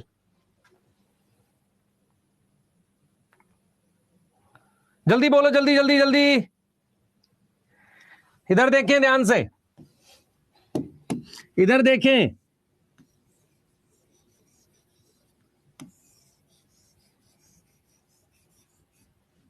इधर देखें भाई सारे बच्चे। ये क्या है सर? ये एलिमेंट्री कैनाल है तुम्हारी। एलिमेंट्री कैनाल का क्या मतलब है? तुम्हारा फूड पाइप है एलिमेंट्री कैनाल, सॉरी ईसोफेगस होता है फूड पाइप, ये तुम्हारी एलिमेंट्री कैनाल गट है। अब क्या हुआ, इस सेल ने एंजाइम यहां रिलीज कर दिए। उसने क्या किया, स्टार्च को तोड़ दिया ग्लूकोज में। किसने? एंजाइम ने। ये काम कर दिया। इसका मतलब जो एंजाइम है सेल के बाहर काम कर सकते हैं। यस। तो यहां से मुझे एक बात समझ में आई, ध्यान सुने, यहां से मुझे एक बात समझ में आई कि सेल के अंदर होने वाले केमिकल रिएक्शन सारे एंजाइम कराता है। यस, पर एंजाइम सेल के बाहर भी काम कर सकते हैं। यस। तो इसका मतलब यह हो गया, मैं यह बोल सकता हूं कि all metabolic reaction inside cell occur due to enzyme. पहली स्टेटमेंट ठीक है। दूसरा, metabolic reaction can occur inside and outside cell, पर दोनों के लिए मुझे एंजाइम चाहिए। समझ में आ गया कि नहीं? बोलो, समझ आया? Yes sir. तो हमें ये जो पॉइंट्स है ना बेटा, ये बहुत डीप बातें हैं आपके लिए। ये बहुत डीप बातें हैं जो आपने समझ के चलनी है। आपने समझ के चलनी है डीप बातें, ठीक है? ये डीप बातें बेटा आपने समझ के चलनी है, ठीक है? ध्यान से देखो, मैं जो बोलने जा रहा हूं यहां पर ध्यान से देखो। मैं आपको ये समझा रहा हूं कि एंजाइम बाहर भी काम कर सकता है। तो इसका मतलब यह हो गया कि मेटाबॉलिक रिएक्शन सेल के बाहर काम कर सकते हैं, पर वो होंगे हमेशा एंजाइम की वजह से। और एंजाइम हमेशा सेल बनाएगा। एंजाइम हमेशा क्या बनाएगा? कौन बनाएगा? सेल बनाएगा। बहुत बढ़िया, ऐसा लिविंग वर्ल्ड में लिखा था, सही है सर। अच्छा, हमें यह बात भी समझ में आ गई, ये बात भी समझ में आ गई। उसके बाद में ये लिख रहा हूं कि सेल मेम्ब्रेन, सेल मेम्ब्रेन, अब देखो, मेड अप ऑफ लिपिड। किसकी बनी है? लिपिड की बनी है। सेल मेम्ब्रेन किसकी बनी है? लिपिड की। विच separate outer and inner environment. Outer और इनर एनवायरमेंट को सेपरेट कर रहे हैं। समझ लो ध्यान से। मतलब क्या हुआ, ये जो सेल मेम्ब्रेन है बाहर और अंदर के एनवायरमेंट को क्या करती है? सेपरेट करती है। ठीक है, बहुत बढ़िया। इसके बाद केमिस्ट्री का लेक्चर है। सर्वेश सर फिजिकल केमिस्ट्री से स्टार्ट करेंगे, बिल्कुल बेसिक से पढ़ाएंगे। वो बोल भी रहे थे, ठीक है, पर उनकी वैसे तबीयत खराब है। मैं आपको बता देता हूं, गला खराब है उनका बहुत बुरी तरीके से, पर वो क्लास लेंगे जहां तक मुझे पता है, कोई दिक्कत नहीं। इधर देखो बेटा, इधर आ जाओ। तो cell membrane is made up of lipid which separate outer and inner environment of cell. इस बात में कोई डाउट? ठीक है। और लिपिड कौन सा है? Lipid is phospholipid. फॉस्फोलिपिड, हाँ भाई। कौन बच्चा बताएगा कि अगर किसी पे पॉजिटिव और नेगेटिव चार्ज हो उसे डाइपोल बोलते थे तुम? ऐसा कुछ होता था? पता नहीं, मुझे नहीं पता, उतनी फिजिक्स आती नहीं। पर मैं आपको सिर्फ ये समझा रहा हूं कि फॉस्फोलिपिड जो होता है वो कैसा होता है। वो उसमें क्या होगा बेटा? हाइड्रोफिलिक एंड हाइड्रोफोबिक पार्ट दोनों होता है। इतने बात में अगर किसी को डाउट है तो पूछो। हम आगे जा रहे हैं। सर लिखने का टाइम दोगे? बिल्कुल दूंगा, क्लास में पूरा पूरा टाइम दूंगा। इसको नोट करो, पहले इसको नोट करो। हाँ, ज़्यूटेराइन पढ़ा था, सही है सर। जल्दी से नोट करेंगे बेटा, जल्दी जल्दी फास्ट, जल्दी जल्दी फास्ट नोट करो। ठीक है, तो सेल एक चैम्बर होता है। कुछ रिएक्शन अंदर हो रहे हैं, कुछ रिएक्शन बाहर हो रहे हैं। बाहर और अंदर के रिएक्शन को कौन अलग कर रहा है? लिपिड की लेयर अलग कर रही है। ठीक है, लिपिड की लेयर अलग कर रही है। क्या यह समझ में आ रहा है? हाँ सर, यह समझ में आ रहा है। इतनी बात समझ में आ रही है, बिल्कुल सही है। ठीक है, नोट कर लो एक बार। दूसरी चीज हमने बोली है, ये रिएक्शन कौन करा रहा है? एंजाइम करा रहा है। मैं आपसे एक सवाल पूछता हूं, मुझे आंसर करना, आपको लॉजिकली समझ में आएगी बात। मैं आपसे एक सवाल पूछता हूं, मान लो सेल के अंदर 10 रिएक्शन हो रहे हैं, ठीक है, क्या कोई ऐसा रिएक्शन हो सकता है जो बिना एंजाइम के हो? क्या कोई ऐसा रिएक्शन हो सकता है जो बिना एंजाइम के हो? यस और नो बताना बस, जल्दी। रीजन सोच सकते हो, देखो तुरंत चैट में, मैं इसलिए कह रहा हूं लाइव है ये, रियल टाइम लाइव है, तुरंत दिख रहा है आपको चैट में। नहीं तो क्या होता है, वो रिकॉर्ड होके जब लाइव जाती है तो वो 30 सेकंड का गैप आता है तुम्हारे यस और नो में। ठीक है, नहीं होता बेटा, नहीं होता। मैं रीजन बताता हूं तुझे, मेरे को बात सुन। सेल के अंदर जो केमिकल रिएक्शन हो रहे हैं, वो केमिकल रिएक्शन मुझे तेज स्पीड से कराने, इसलिए एंजाइम चाहिए। अब मैं तेरे से एक सवाल पूछता हूं, मान ले 10 रिएक्शन हो रहे हैं, कोई एक बिना एंजाइम के होगा तो उसकी स्पीड इतनी ज्यादा स्लो होगी, बाकी के रिएक्शन उसकी मदद से चल ही नहीं पाएंगे। भाई रिएक्शन सेल के अंदर आपस में कहीं ना कहीं डायरेक्टली इनडायरेक्टली जुड़े हुए रहते हैं। अगर कोई भी एक रिएक्शन मैं बिना एंजाइम के कराऊंगा, उससे क्या होगा, वो रिएक्शन इतना ज्यादा स्लो होगा जो बाकियों को अफेक्ट करने लगेगा। समझ में आ रहा है? बोलो, जल्दी बताओ।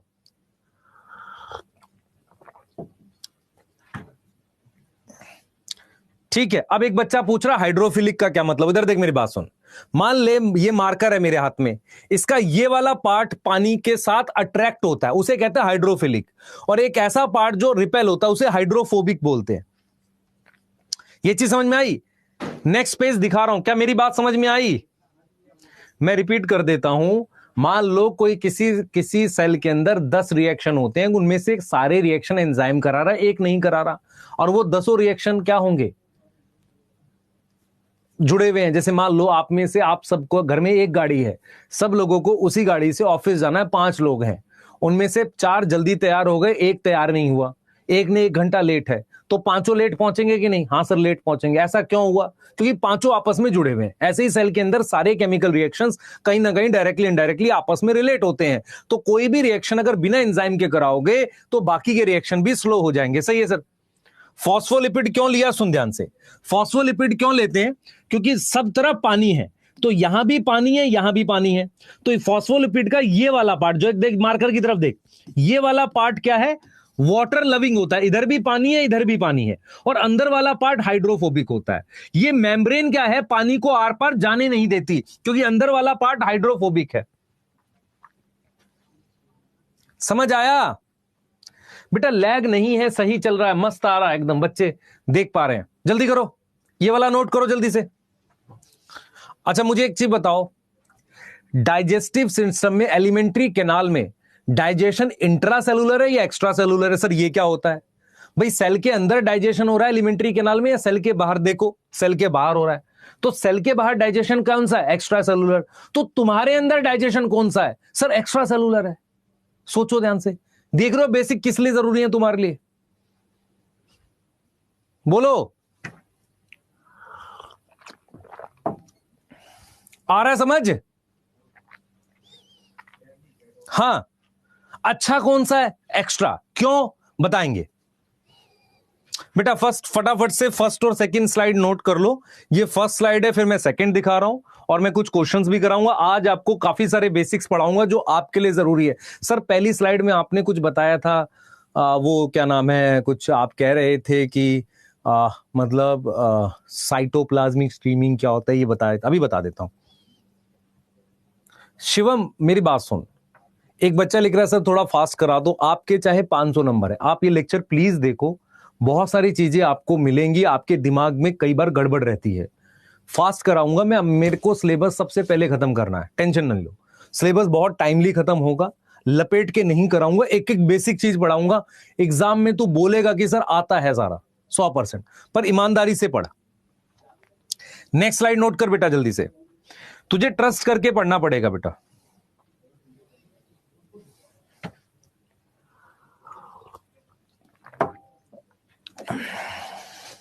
ठीक है, हाँ नोट कर लो ये वाला, आगे चलते हैं। नोट करो जल्दी से,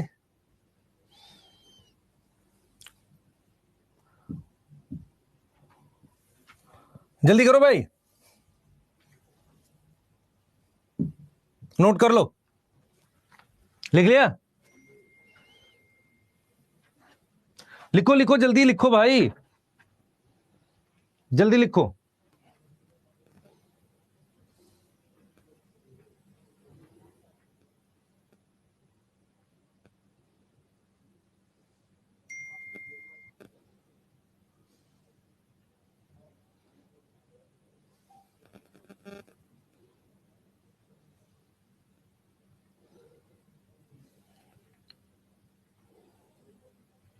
जल्दी बोलो। सही है, बढ़िया है। आ जाओ भाई, अगले आ जाओ। यहां तक नोट करने के बाद अब मैं आपसे कुछ सवाल पूछूंगा, बताना सर, मुझे बताना सर, बताओ क्या सवाल है आपके। ठीक है भाई। सर आपने ये बताया है, अभी अभी अभी जस्ट बताया, जो हमें समझ में आया कि यहां इस तरीके से सब जगह पानी था, ऐसे पानी बना देते हैं। सही है सर। ये देखो भाई, ये इस तरीके से मैं पानी बना रहा हूं। लाइफ जो थी पहले पानी में आई थी। सर पानी बना दो, एकदम चमचमाता हुआ पानी। बेटा ज्यादा परेशान होके मत पढ़ो, खुश होके पढ़ो, मजा आएगा। सारा कराऊंगा एकदम बेसिक से, एक एक चीज तुम्हारे दिमाग में बैठ जाएगी, टेंशन नहीं लेना। और ये मेम्ब्रेन है, ठीक है सर। ये वाली चीज क्या है सर जी? ये मेम्ब्रेन है। ये मेम्ब्रेन किसकी बनी है सर? मेम्ब्रेन बनी है किसकी? लिपिड की। और लिपिड कैसे काम करता है? Barrier. What is barrier? Barrier क्या होता है? जो सेपरेट करता है किसको? Separate outer and inner environment. कोई डाउट है यहां तक? अरे बोलो, चैट में यस नो लिखो भाई, यहां तक कोई डाउट है? सही है, बढ़िया, एकदम तुरंत चैट आ रही है, मस्त, एकदम मजा आ गया। चैट एकदम फास्ट आ रही है, बहुत मजा आ रहा है। अब सुन लो ध्यान से, आगे सुनो, अब सुनना ध्यान से। मैं कह रहा हूं कि कुछ रिएक्शन इसमें हो रहे हैं। ए कन्वर्ट हो रहा है बी में, बी कन्वर्ट हो रहा है सी में, इसको एंजाइम करा रहा है। सही है सर, इसको एंजाइम करा रहा है। ठीक है सर। अब यहां पर मुझे दो चीजें चाहिए। पहला, मुझे कुछ ऐसा चाहिए, मुझे कुछ ऐसा चाहिए कि जो बाहर से चीजों को अंदर मूव करा सके। मतलब क्या हुआ? इस मेम्ब्रेन पर कोई ना कोई ऐसी जगह हो जहां से चीजें बाहर से अंदर मूव कर सके। सर ऐसा क्यों? क्योंकि आपको पता है कि भाई जब तक अगर सेल के अंदर कुछ चीजें नहीं जाएंगी तो सेल मर जाएगा ना। तो मुझे बाहर से चीजें अंदर मूव कराने के लिए, बाहर से चीजें अंदर मूव कराने के लिए कुछ गेट चाहिए। ठीक है, तो इसका मतलब यह हुआ कि मेम्ब्रेन पर कुछ गेट होने चाहिए। मेम्ब्रेन जो है ना, मेम्ब्रेन पर क्या होने चाहिए? Need some gate. अच्छा सर, गेट कौन से लगाओगे? लगा दो। ये जो गेट है ना बेटा, ये प्रोटीन के चैनल होते हैं। ये क्या होते हैं? प्रोटीन के चैनल और पंप होते हैं। और इनको आप किस पे लगाओगे? मेम्ब्रेन पे लगा दो, ताकि चीजें इनसे अंदर जा सके। जैसे मान लो ग्लूकोज है, उसको अंदर लेकर जाना है, तो आपको समझना पड़ेगा कि अगर मुझे सेल को जिंदा रखना है तो मेम्ब्रेन पर मेरे पास गेट होने चाहिए, गेट या चैनल होने चाहिए। इन चैनल से दो फायदा होगा। क्या फायदा होगा बताओ? क्या फायदा होगा? सुनना ध्यान से। पहला मेरे पास देखो, ध्यान सुनेंगे, इस चैनल से दो फायदे होंगे। पहला, मेरे पास कुछ चीजें मूव करेंगी, सम सब्सटेंस मूव इनसाइड। चलो सर अंदर मूव कर देते हैं। सही है सर। दूसरा फायदा क्या होगा? बेनिफिट क्या है वो लिख रहा हूं। अरे दिख रहा है, बेनिफिट ही होगा। दूसरा क्या होगा? कंट्रोल कर सकते हैं विच सब्सटेंस मूव। अच्छा ऐसे कैसे? अभी बता देता हूं, बहुत ध्यान से सुनेंगे इस बात को। सुन लो ध्यान से, मैंने क्या समझाया? सर क्या समझाया बता दो फिर से। सर आपने समझाया कि ये प्रोटीन का चैनल है, इससे ग्लूकोज अंदर चला गया। ये प्रोटीन का चैनल है, इससे कुछ और चीज अंदर चली गई। मैं ये कह रहा हूं कि ये जो मेम्ब्रेन है, ये जो मेम्ब्रेन है, इसमें से चीजें अंदर नहीं जा सकती आसानी से। तो मेम्ब्रेन एक तरह का बैरियर है, उससे चीजें बाहर की अंदर नहीं जाएगी, अंदर की बाहर नहीं जाएंगी। लेकिन मेरे पास चैनल होता है। इस चैनल का बेनिफिट ये होता है कि कुछ चीजें अंदर चली जाती हैं जिसकी जरूरत है बाहर से। दूसरा, हमारी मर्जी भी चलती है। मतलब मैं अगर आपसे कहूं, ध्यान से सुनना, मैं आपसे कहूं कि मान लो एक सेल है, सेल के बाहर आपने ग्लूकोज रख दिया, सेल के बाहर आपने रख दी कोई और शुगर, रख दो ग्लूकोन एस्प्रिन रख दो, या उसके बाहर आप रख दो टेट्रासाइक्लिन रख दो, ये 3-4 केमिकल रख दो। उनसे होगा क्या? अगर ग्लूकोज का गेट है तो ग्लूकोज अंदर जाएगा। एस्पिरिन का गेट नहीं है तो नहीं जाएगा ना। तो इसका मतलब यह हुआ कि जब सेल बना था वो एक चैम्बर बना था, सही है सर, उसके अंदर रिएक्शन होते थे, ये भी बढ़िया है। तो सेल से बाहर, अंदर और बाहर चीजें जब मूव करती हैं उसके लिए हमने गेट लगा लिया। गेट के दो फायदे, पहला, गेट जो है किसी पर्टिकुलर चीज को जाने देगा, दूसरा, जिस चीज का गेट नहीं है वो सेल के अंदर नहीं जा सकती। समझ आया बेटा? सेकंड स्लाइड मैंने हर सही टाइम के लिए दिखाई थी, आप प्लीज थोड़ा इतना तो जल्दी लिखोगे, ऐसा नहीं है, गलत बात है। अरे समझ आया? इसका मतलब यह है कि अगर कोई सेल है उसके बाहर क्या चीज प्रेजेंट है, वो अंदर जाएगी नहीं जाएगी, वो किस पे डिसाइड होगा? वो डिसाइड होगा कि उस पे कौन सा गेट है। जल्दी बोलो, मैं क्या समझा रहा हूं एक बार रिपीट कर देता हूं, फिर से देखो। मेरे पास ये सेल मेम्ब्रेन है, हां सर, सेल मेम्ब्रेन किसकी बनी है? सेल मेम्ब्रेन लिपिड की डबल लेयर है। सर डबल लेयर का क्या मतलब है? ये देख बेटा, डबल लेयर मतलब एक लिपिड ये रहा, एक लिपिड ये रहा। इसका पानी का लविंग वाला पार्ट देख बेटा, यहां पर बाहर की तरफ है, इसमें भी बाहर की तरफ है पानी लविंग, है ना, और हाइड्रोफोबिक मतलब जो पानी को रिपेल करता है अंदर की तरफ है। सर ठीक है, उसके बाद क्या बताया आपने? उसके बाद आपने लिखा कि ये मेम्ब्रेन जो है बाहर और अंदर के एनवायरनमेंट को अलग करती है। मेरे पास गेट होते हैं, गेट किसके बने हैं? प्रोटीन के। वो क्या करते हैं? कुछ चीजों को अंदर ले जाते हैं, ठीक है, और क्या करते हैं? कुछ चीजों को वो क्या कंट्रोल कर सकते हैं। मान लो जिसका गेट नहीं है वो जाएगा ही नहीं। मतलब पॉइंट ये है बेटा, आपको समझना पड़ेगा। देखो पॉइंट ये है कि ये जो मेम्ब्रेन है ना, ये वाली मेम्ब्रेन, ये अंदर और बाहर के एनवायरनमेंट को अलग करती है, सही है सर। अब क्या है कि चीजें अंदर चाहिए ना, तो हमने क्या किया है, इस तरीके के गेट लगा दिए। ये क्या है बेटा? ये इस तरीके के हमने गेट लगा दिए। ये गेट किसके बने हुए हैं? ये गेट प्रोटीन के बने हुए हैं। किसके बने? अलग केमिकल है। उससे क्या होगा? उससे चीजें अंदर जा सकती है। पर ये गेट क्या होता है बेटा? जैसे मान लो जो चैनल है, वो चैनल क्या होता है, किसका बना हो सकता है? चैनल स्पेसिफिक होता है। स्पेसिफिक का मतलब होता है किसी पर्टिकुलर चीज के लिए होगा। मान लो ग्लूकोज का चैनल है, जैसे मान लो ये ग्लूकोज है, तो ग्लूकोज अंदर चला जाएगा। लेकिन अगर यहां पर मैंने क्या रख दिया, एक केमिकल रख दिया जिसका नाम एस्पिरिन है। अब एस्पिरिन एक केमिकल है, इसका ना ये चैनल एस्पिरिन का, ना ये चैनल एस्पिरिन का, तो एस्पिरिन सेल के अंदर नहीं जाएगी। इसका मतलब ये हो गया कि चैनल जो है, जो चैनल है उसका क्या बेनिफिट है? पहला, वो कुछ चीजों को अंदर मूव करती है। दूसरा, वो कंट्रोल कर सकती है कि कौन सी चीज अंदर जाएगी। सही है? यहां तक समझ में आ गया? यहां तक समझ में आ गया? तो यहां पर मुझे एक बात समझ में आ गई कि मेम्ब्रेन जो होती है बेटा, मेम्ब्रेन जो होती है, मेम्ब्रेन वो प्रेजेंट होती है सभी सेल में, present in all living cell.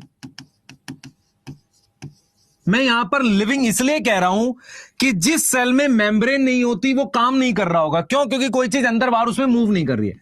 दूसरा क्या है? मेम्ब्रेन हैव चैनल, ठीक है, मेम्ब्रेन हैव चैनल, जो किसके बने हुए हैं? प्रोटीन के।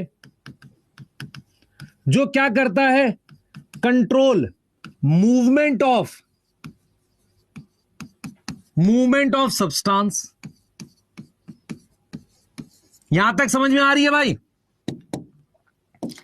अब यहां तक बात समझ में आ गई कि नहीं बताओ?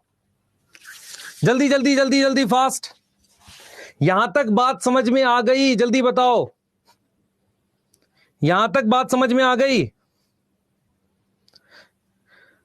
जल्दी जल्दी फास्ट फास्ट फास्ट।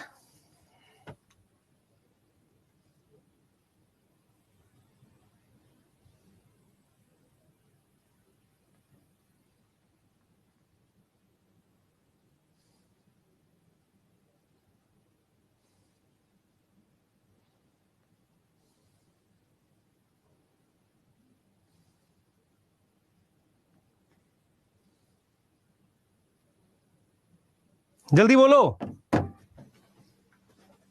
बच्चे। रिवाइंड का ऑप्शन में तुझे कर दूंगा तो उससे करेगा क्या? लाइव क्लास छोड़ के पीछे जाएगा? जो पढ़ा रहा हूं ध्यान से पढ़ना बेटा, समझ आएगा। लॉजिकली पढ़ा रहा हूं सारा, इतनी चीज समझ में आ गया। मैं तेरे से एक चीज पूछता हूं, ध्यान से सुन। इसके अलावा ध्यान से सुनिए, अगला पॉइंट सुन, अगला पॉइंट सुन। इसके अलावा अब मुझे ये चीज समझ में आ गई कि मेरे पास ये चैनल है प्रोटीन के बने हुए, इनसे चीजें अंदर मूव करती हैं, तो मेरे पास किसी भी सेल में मेम्ब्रेन होगी, ये होगा। इसके अलावा मेरे पास क्या प्रेजेंट होता है? डीएनए। ये डीएनए क्या करता है? सारी चीजों को कंट्रोल करता है, क्योंकि सेल लिविंग है ना। मेरी बात समझो ध्यान से बेटा, फिर से कह रहा हूं, फिर रिपीट कर रहा हूं, सुन लो ध्यान से। आपको मैं आज एक कुछ बेसिक ऐसी चीजें पढ़ा रहा हूं जो आपकी सोच के लिए बहुत जरूरी है। आप ड्रॉपर में जा रहे हो, ड्रॉपर बैच लेके पढ़ रहे हो, इससे आपके बेसिक्स डेवलप होंगे। मैंने आपको यह समझाया कि सेल एक कंपार्टमेंट होता है, एक चैम्बर होता है। सेल के बाहर एक मेम्ब्रेन होती है। ये मेम्ब्रेन लिपिड की बनी होती है। लिपिड एक ऐसा केमिकल है जिसमें से पानी आसानी से आर पार नहीं जाता। मान लो पानी चला भी जाए, लेकिन कौन सी चीज आर पार नहीं जाती? जो पानी में घुली होती है। इसका मतलब यह है कि यह मेम्ब्रेन पॉलीथीन की तरह काम करती है, बाहर और अंदर के एनवायरनमेंट के पानी को अलग करती है। सेल के अंदर का जो पानी है उसके अंदर केमिकल रिएक्शन हो रहा है, उसे साइटोप्लाज्म कहते हैं। उस केमिकल रिएक्शन का नाम मेटाबॉलिक रिएक्शन है। उन्हें हमेशा एंजाइम कराता है। एंजाइम क्या होता है जो इन रिएक्शंस को कराएगा? एंजाइम सेल के बाहर भी काम कर सकते हैं। इसका मतलब मेटाबॉलिक रिएक्शन सेल के बाहर भी हो सकता है, पर होगा हमेशा एंजाइम की वजह से। फिर हमने ये सोचा कि जब सेल मेम्ब्रेन किसी को बाहर से अंदर आने नहीं देगी या अंदर से बाहर जाने नहीं दे रही है, कोई भी ऐसी चीज जो पानी में घुली हो, तो अगर मुझे कोई ऐसी चीज लानी है तो मुझे गेट की जरूरत पड़ेगी। गेट मतलब एक रास्ते की जरूरत पड़ेगी। वो रास्ता और वो गेट क्या होता है? चैनल होता है। अब मैं आपसे ये सवाल पूछूंगा कि चैनल हमेशा प्रोटीन के ही क्यों बने हैं? क्योंकि प्रोटीन होती है चिकनी मिट्टी। चिकनी मिट्टी से आप अलग अलग शेप के वो बना सकते हो खिलौने। हां, ऐसे ही प्रोटीन से अलग अलग शेप बन सकती हैं, क्योंकि चैनल की अपनी पर्टिकुलर शेप होती है, उसी के हिसाब से चीजें जाती हैं। तो प्रोटीन एक ऐसी चीज होती है जो अलग अलग शेप बना सकती है, शेप के अकॉर्डिंग काम करती है। इसीलिए सेल के अंदर सबसे ज्यादा काम प्रोटीन कर रहा होता है। क्या मेरी बात समझ पा रहे हो? प्रोटीन का काम होता है अलग अलग शेप बना लेना, उसके अकॉर्डिंग काम करना। क्लियर है? बताओ जल्दी से, क्लियर है कि नहीं? यहां तक समझ में आया है? बताओ जल्दी से, यहां तक समझ में आया? अगर आपसे क्वेश्चन दे कोई कि मैक्सिमम फंक्शन, देखो बहुत सारे बेटा क्वेश्चन जो मैं बेसिक पढ़ा रहा हूं उससे बन जाएंगे। देखो आप क्यों मात खाते हो कई बार बायो में? क्योंकि आपके बेसिक्स वीक होते हैं। देखो मैं क्या पढ़ा रहा हूं, मैं आपको ये कह रहा हूं कि मैक्सिमम, देखो एक क्वेश्चन ये बन गया, maximum function perform by A lipid, B carbohydrate, C protein, D nucleic acid. मैं आपको जरा पोल का भी ऑप्शन देता हूं, एक बार देखिए जरा, पोल चेक करेंगे।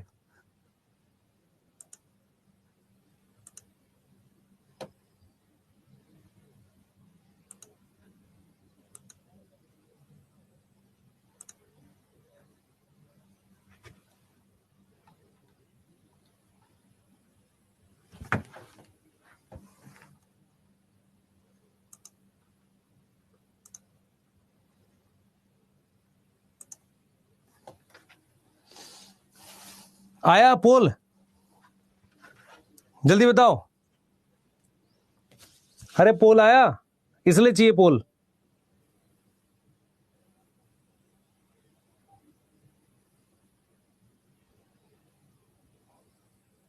इसलिए बेटा लाइव का ऑप्शन चाहिए। मोहम्मद रफीउद्दीन बेटा, आपने अभी ज्वाइन किया, क्यों ज्वाइन किया? आप क्लास टाइम पे नहीं करोगे? आप ऑफलाइन में जाते तो क्लास टाइम पे नहीं जाते? आप में से सभी बच्चे प्लीज क्लास टाइम पे अटेंड करो, क्योंकि लाइव का फायदा ही नहीं है, फिर तो रिकॉर्डेड देखा करो। पॉइंट ये है कि पोल तुरंत आएगा, इससे फायदा होगा जब मैं पोल कराऊंगा तुरंत आ जाएगा। सेल मेम्ब्रेन सेमी परमिएबल इसी की वजह से तो होती है, प्रोटीन की वजह से। सी आएगा आंसर, सी आएगा। एक बच्चा लिख रहा है sir cell membrane semi permeable होती है, नहीं, प्रोटीन की वजह से होती है। सी आएगा, जल्दी करो जल्दी। हाँ सी आएगा आंसर, सही है? हाँ बिल्कुल सही है। तो membrane present in all living cell, इधर देखो भाई, membrane present in all living cell, yes. Membrane have channels जो क्या करेगा, कंट्रोल करेगा मूवमेंट ऑफ सब्सटेंस। अब मेरी बात सुनो ध्यान से। अब क्या होता है बेटा, सेल को कंट्रोल की जरूरत है, सेल नीड कंट्रोल, ठीक है। और उस कंट्रोल को कौन देता है, डीएनए। मैं फिर रिपीट कर रहा हूं, ध्यान सुनेंगे बेटा। सेल के अंदर, इनसाइड सेल हमारे पास काफी सारे रिएक्शंस हो रहे हैं। यहां तक समझ में आ रहा है, जल्दी बोलो। इनसाइड सेल काफी सारे रिएक्शंस हो रहे हैं बच्चे। सबसे ज्यादा काम प्रोटीन करती है क्योंकि सबसे ज्यादा शेप उसका होता है। तो cell have many reaction occurring, ठीक है। तो all reactions and process need control. तो सेल के अंदर जो चीजें कंट्रोल करता है, ऐसा कुछ चाहिए ना भाई। देखो सबसे पहले सेल क्या है, चैम्बर है। चैम्बर के अंदर क्या हो रहे हैं, रिएक्शन हो रहे हैं। अब उन रिएक्शंस को हमने केमिकल रिएक्शन कह दिया।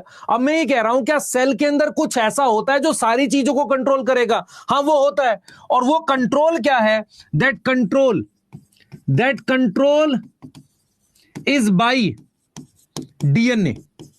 वो कंट्रोल कौन है, वो डीएनए है। इसका मतलब यह हुआ कि हर एक सेल में एक तरह का कंट्रोल होता है। कंट्रोल का मतलब जो चीजें कंट्रोल करेगा, सारा प्रोसेस वही बताएगा कैसे होना है सेल के अंदर। और वो सब कौन है, डीएनए। अब डीएनए क्या है एग्जैक्टली? डीएनए तो धागा है। उसमें क्या है, उसमें इंफॉर्मेशन लिखी हुई है। मेरी बात ध्यान से सुने बेटा, सब लोग मेरी बात बिल्कुल ध्यान से सुने। डीपीपी तुम्हें कहां मिलेगी, आज एक वीडियो डाल रहा हूं टेलीग्राम पे, ध्यान से देख लेना सारी चीजें कहां मिलेंगी। परेशान मत हो, इधर पढ़ो भले। ये मान लो तुम्हारे पास पेज है, ध्यान सुनो, ये तुम्हारे पास पेज है, ठीक है सर। ये पेज डीएनए है। इस पेज पर इंफॉर्मेशन लिखी हुई है कि सेल के अंदर क्या करना है। दिमाग बैठाओ अपने। सेल के अंदर जो डीएनए होता है वो एग्जैक्टली क्या होता है, वो एग्जैक्टली एक ऐसा थ्रेड होता है, एक धागा होता है जिसमें सारी इंफॉर्मेशन लिखी है कि सेल के अंदर कब क्या होगा। तो हर एक सेल में डीएनए होना जरूरी है। सर आरबीसी में नहीं होता, पर वो इंफॉर्मेशन से क्या काम करना है वो बता के जाता है, ठीक है। क्लियर है? जल्दी बोलो बेटा, स्पैम मत करो जो बच्चे कर रहे हैं, मैं मना कर रहा हूं। टेलीग्राम का लिंक आपको पता है, हमारा ऑफिशियल चैनल है, उसका टेलीग्राम है, आप देख लोगे, वहां मैं डाल दूंगा, वहां पे एक वीडियो डाल दूंगा प्रॉपर तरीके से, वहां से देख लेना। यूट्यूब पे भी डाल देंगे। पहले इधर समझो मैं क्या बोल रहा हूं। मैं आपसे ये समझाने की कोशिश कर रहा हूं कि किसी भी सेल में डीएनए का होना जरूरी है। आरबीसी में डीएनए नहीं होता, इसका मतलब यह है, जैसे मान लो ऐसा कुछ है कि डीएनए एक तरीके से एक बुक का पेज है या बुक है पूरी, जिसमें सारी इंफॉर्मेशन लिखी है कब क्या करना है। ये चीज समझ में आ रही है? तो डीएनए एक तरह की गाइड है, डीएनए एक तरह का क्या है, कंट्रोल है, जो सब चीजों को कंट्रोल करता है। और वो कैसे करता है, प्रोटीन बनवा के। डीएनए कैसे काम करता है, जैसे मान लो मैं कहता हूं ना कि भाई मैं कह रहा हूं कि मैं मेन कंट्रोल करूंगा, तो मैं कह रहा हूं कि तुम जाओ चाय ले आओ, तो भाई मैं जिसको चाय लेने जाने का काम तो वो कर रहा है ना, पर कंट्रोल मैं कर रहा हूं। तो कहीं ना कहीं डीएनए क्या करता है, कंट्रोल करता है। ये जो डीएनए होता है ना, ये एक धागा होता है और वो सभी तरह के सेल में मिलेगा। और वो कैसे काम करता है, प्रोटीन बनवा के। इसका मतलब क्या होता है, सुनना ध्यान से। इसका मतलब ये होता है कि सारे सेल में all type of cell should have DNA. लेकिन जिन सेल में डीएनए नहीं है उनमें क्या, तो उनमें डीएनए से कुछ बनाकर कुछ इंफॉर्मेशन छोड़ जाते हैं। फॉर एग्जांपल मान लो आज तुम्हारे घर पे अभी पेरेंट्स हैं, उनको कहीं बाहर जाना था, उन्होंने एक पेपर पे लिखकर तुम्हें बता दिया कि भाई तुम ये कर लेना। ऐसे ही क्या होता है, आरबीसी का डीएनए शुरुआत में होता है, बाद में हट जाता है। वो कुछ आरएनए या प्रोटीन बनाकर छोड़ जाता है, तुम ये कर लेना। ये बात समझ में आ रही है? ये क्लियर है? तो सेल में डीएनए होना जरूरी है। अगर नहीं है तो क्या, तो वो कहीं ना कहीं कुछ इंफॉर्मेशन छोड़ के जाता है। समझ में आया? जैसे सीव ट्यूब है, तो सीव ट्यूब में अपना डीएनए नहीं है, पर उसे कंट्रोल कौन कर रहा है, कंपेनियन सेल कंट्रोल कर रहा है। तो किसी भी सेल में क्या काम चलेगा वो डीएनए से ही कंट्रोल होता है। लेकिन अगर डीएनए नहीं है तो उसमें ऑलरेडी इंफॉर्मेशन होती है। तो इसका मतलब यह, अगर आपको नीट में क्वेश्चन आ जाए आरबीसी में डीएनए होगा, आप कहोगे नहीं। प्रोटीन होगी, आरएनए होगा, हो सकता है, क्योंकि डीएनए से आरएनए बनता है और आरएनए से बनती है प्रोटीन। अरे कुछ समझ में आ रहा है? हाँ ना तो बोलो, जल्दी जल्दी जल्दी। समझ में आ गया? ये समझ में आ गया? तो ऑल टाइप ऑफ सेल पे क्या होना चाहिए? डीएनए होना चाहिए। तो मेरे को कुछ कुछ पॉइंट्स नोट करो जल्दी से, ये नोट करो, स्लाइड जल्दी जल्दी फास्ट। बेटा बेसिक नहीं ठीक करोगे तो गड़बड़ हो जाएगी। बहुत सारे बच्चों को पता ही नहीं होगा कि आरबीसी में आरएनए होना चाहिए कि नहीं, क्योंकि डीएनए काम ही कैसे करता है? डीएनए काम करता है प्रोटीन बनवा के। मतलब मैं आपसे कहूं कि डीएनए तो सिर्फ इंफॉर्मेशन है, वो खुद काम नहीं करता, वो प्रोटीन बना के काम करता है। क्लियर है? जल्दी बताओ,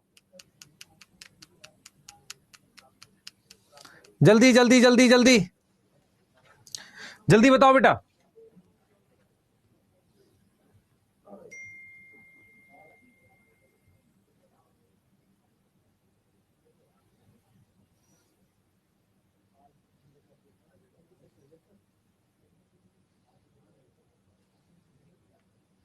जल्दी जल्दी, ठीक है सर, बढ़िया है, आगे चलो आगे चलो। यहां तक नोट कर लिया? पहले बताओ चैट में, बताओ नोट करा कि नहीं, लिख लो पहले सारे। बेटा वायरस में डीएनए तो होता है, पर वायरस में उस डीएनए के काम करने के लिए चीजें नहीं है। जैसे मैं तेरे से फिर बोलता हूं, मान ले तुम घर में हो, तुम्हारे घर में सब तुम्हारा ऑर्डर सब मानते हो, तुम्हारे घर में 10 नौकर हैं, वो काम करते हैं। आज नौकर छुट्टी पे है ही नहीं, तुम कह रहे हो कि ये कर दो, कौन करेगा? होगा ही नहीं काम। ऐसे ही मान लो वायरस में डीएनए है, लेकिन वहां पर साइटोप्लाज्म नहीं है, वहां पर एंजाइम नहीं है, वहां प्रोटीन नहीं बनेगी, तो काम कैसे होगा? होगा ही नहीं। तो डीएनए क्या है बेटा? डीएनए ऐसा थोड़ी कि बिना साइटोप्लाज्म के काम कर लेगा, नहीं, उसे साइटोप्लाज्म चाहिए। तो कहीं ना कहीं मुझे 2-3 पॉइंट समझ में आ रहे हैं। मुझे यह समझ में आ रहा है कि अगर मेरे पास कोई सेल है, चैट में बताओ जल्दी से, अगर लिख लिया है तो आगे चलेंगे, लिख लिया है तो आगे चले, हाँ लिख लिया है तो आगे चलेंगे बेटा, जल्दी करेंगे जल्दी करेंगे, ठीक है। चैट में बता दो लिख लिया है, यस।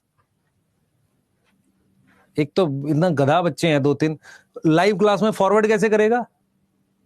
और मुझे एक चीज बता जरा, देखते हैं ऑप्शंस को कैसे कर सकते हैं, पर स्टिल मैं बोल रहा हूं, अगर तू लाइव क्लास 11 बजे की है, 11 बजे ज्वाइन नहीं कर सकता, क्यों नहीं कर सकता भाई? फिर क्यों पढ़ रहा है ड्रॉपर में? मत पढ़। तुझे ये समझ में नहीं आ रही मैं क्या बोलना चाह रहा हूं? मैं ये कह रहा हूं अपने आप को थोड़ा सा ऐसा बनाओ कि हमें करनी है क्लासेस। अगर क्लास नहीं करेगा बेटा तो कैसे चलेगा? बता, मेहनत करनी है तुमने, ठीक है? हाँ लिख लिया, मैं टाइम दे तो रहा हूं तेरे को। कैसे डाउट आएगा? डाउट पूछ चैट में तुरंत बताऊंगा। इधर आ देख, क्या क्या फीचर है, सुन ले ध्यान से। सेल हैव फॉलोइंग फीचर, क्या क्या फीचर? इधर देख ध्यान से बेटा, क्या क्या फीचर है। सबसे पहले सेल में क्या क्या होना चाहिए? सेल मेम्ब्रेन होनी चाहिए। सर ठीक है, हमने सेल मेम्ब्रेन लिख दी। दूसरा, प्रोटीन के चैनल या कई बार पंप हो सकते हैं, दोनों प्रोटीन के बनते हैं। तीसरा, हमारे पास क्या होना चाहिए? साइटोप्लाज्म होना चाहिए जिसमें केमिकल रिएक्शन हो और एंजाइम प्रेजेंट हो। केमिकल रिएक्शन और एंजाइम प्रेजेंट हो, ये थर्ड है। फोर्थ, सेल मेम्ब्रेन है, ठीक है, प्रोटीन चैनल और पंप है, फिर हमारे पास साइटोप्लाज्म है। ध्यान सुनेंगे बेटा, सेल मेम्ब्रेन है, ठीक है, प्रोटीन चैनल और पंप है, फिर हमारे पास साइटोप्लाज्म है, ये हो गया। अब जरा और सुनो ध्यान से, और सुनो और सुनो। तो इसके अलावा और क्या कर सकते हैं सर? और बता देता हूं, और हमारे पास डीएनए होना चाहिए। डीएनए क्या होगा? डीएनए में इंफॉर्मेशन स्टोर है। इंफॉर्मेशन क्या है? स्टोर है। किस लिए? For complete function of cell. Complete function of cell, किसी भी सेल के कंप्लीट फंक्शन के लिए इंफॉर्मेशन किसमें स्टोर है? डीएनए में स्टोर है। क्या ये चीज समझ में आ रही है? ठीक है सर। इसके अलावा क्या चाहिए? इसके अलावा क्या होता है बेटा, सुनना ध्यान से। इसके अलावा डीएनए क्या करता है? डीएनए बनाता है आरएनए। मतलब डीएनए की जो इंफॉर्मेशन है, डीएनए की जो इंफॉर्मेशन है वो क्या होती है? कॉपी होती है। कॉपी किसमें होगी? आरएनए में। आरएनए क्या बनाता है? आरएनए बनाता है प्रोटीन, और ये प्रोटीन फंक्शन करती है, प्रोटीन फंक्शन करती है। आरएनए से प्रोटीन बनाने के लिए मुझे क्या चाहिए? राइबोसोम चाहिए। तो राइबोसोम क्या है? एक ऑर्गेनल है। क्या है? ऑर्गेनल है। मेरी बात समझो ध्यान से, मैं क्या समझाने की कोशिश कर रहा हूं। मैं कह रहा हूं डीएनए से आरएनए, मतलब क्या हुआ? ये डीएनए है, तो इस डीएनए की जो इंफॉर्मेशन है वो किसमें कॉपी होती है? वो आरएनए में कॉपी होती है। फिर उस आरएनए से हम क्या बनाते हैं? उस आरएनए से प्रोटीन बनाते हैं।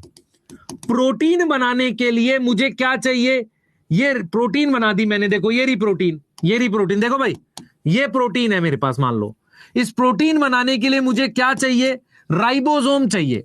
तो इसका मतलब कौन सी ऑर्गेनल सारे सारे सेल में मिलेगी? राइबोसोम मिलेगी। अरे यहां तक समझ में आ रहा है? जल्दी बोलो। तो ये चीजें सारे सेल में होनी चाहिए। क्या क्या? सेल मेम्ब्रेन होना चाहिए, ठीक है, क्लियर है, ठीक है, जल्दी बोलो, जल्दी बोलो। फिर प्रोटीन चैनल होने चाहिए, फिर साइटोप्लाज्म होना चाहिए, फिर डीएनए होना चाहिए, फिर डीएनए से आरएनए, आरएनए से प्रोटीन। क्या ये क्लियर है? जल्दी बताओ, क्या ये क्लियर है?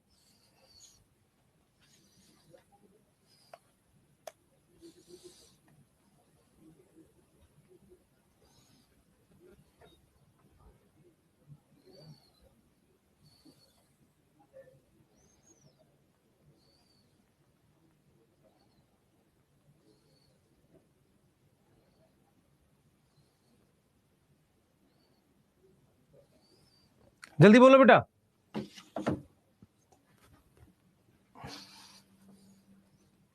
जल्दी जल्दी जल्दी, फास्ट। हाँ, क्या ये सुनो, साइटोप्लाज्म होगा क्योंकि केमिकल, मैं एक बार सारी चीजें रिवाइज कर देता हूं, सुनना ध्यान से, फिर से रिपीट कर रहा हूं। तुम्हारे पास सेल क्या क्या चाहिए? सर सेल मेम्ब्रेन चाहिए, सही है सर, ठीक है। उसके बाद ए को बी में कन्वर्ट कर रहा हूं, क्या चाहिए? सर एंजाइम चाहिए, ठीक है। और क्या चाहिए? मेटाबॉलिक रिएक्शन होगा। अब ये हो गया डीएनए, ध्यान दो, ये डीएनए है।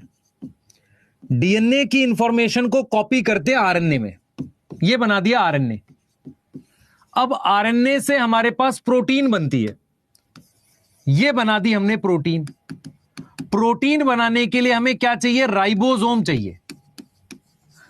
ये समझ में आ रहा है? बोलो जल्दी। तो आरबीसी में राइबोसोम रख सकते हो, कोई दिक्कत नहीं है, कोई दिक्कत नहीं है, रख सकते हो, छोटी ऑर्गेनल होती है, पर ईआर नहीं होगा, गोल्जी बॉडी नहीं होगा। क्या ये चीजें समझ में आ रही है? क्या ये चीजें समझ में आ रही है? जल्दी बताओ। मैं आपसे पूछूं आरएनए क्या होता है? बेटा डीएनए एक बुक होती है, तुम्हारी हर एक सेल में डीएनए कैसा है? एक इंफॉर्मेशन स्टोर करके, धागा होता है, इंफॉर्मेशन स्टोर करके रखा हुआ है, उसमें वो सारी इंफॉर्मेशन स्टोर है, कब क्या करना है, उस इंफॉर्मेशन की फोटोकॉपी होती है आरएनए, फोटोकॉपी होती है आरएनए। उस आरएनए से प्रोटीन बनाते हैं, और उसको बनाता कौन है? राइबोसोम। इसका मतलब ये हुआ, आपको ये चीज अपने दिमाग में बैठानी है कि किसी भी सेल में ये सारी चीजें होनी जरूरी हैं, तभी वो जिंदा है, नहीं तो वो सेल नहीं है। मान लो उसमें मेम्ब्रेन नहीं होगी, वो डेड हो जाएगा, क्योंकि चीजें बाहर से अंदर कंट्रोल नहीं कर पा रहा है। अगर उसमें प्रोटीन का चैनल नहीं है तो फिर मेम्ब्रेन, देखो मेम्ब्रेन को हम सेमी परमिएबल इस चैनल वगैरह की वजह से कहते हैं। साइटोप्लाज्म नहीं होगा तो केमिकल रिएक्शन नहीं होगा। तो अगर आपसे मैं कहूं कि फाइबर जो है, फाइबर डेड सेल्स होते हैं, वो क्यों? क्योंकि उनमें साइटोप्लाज्म नहीं होते।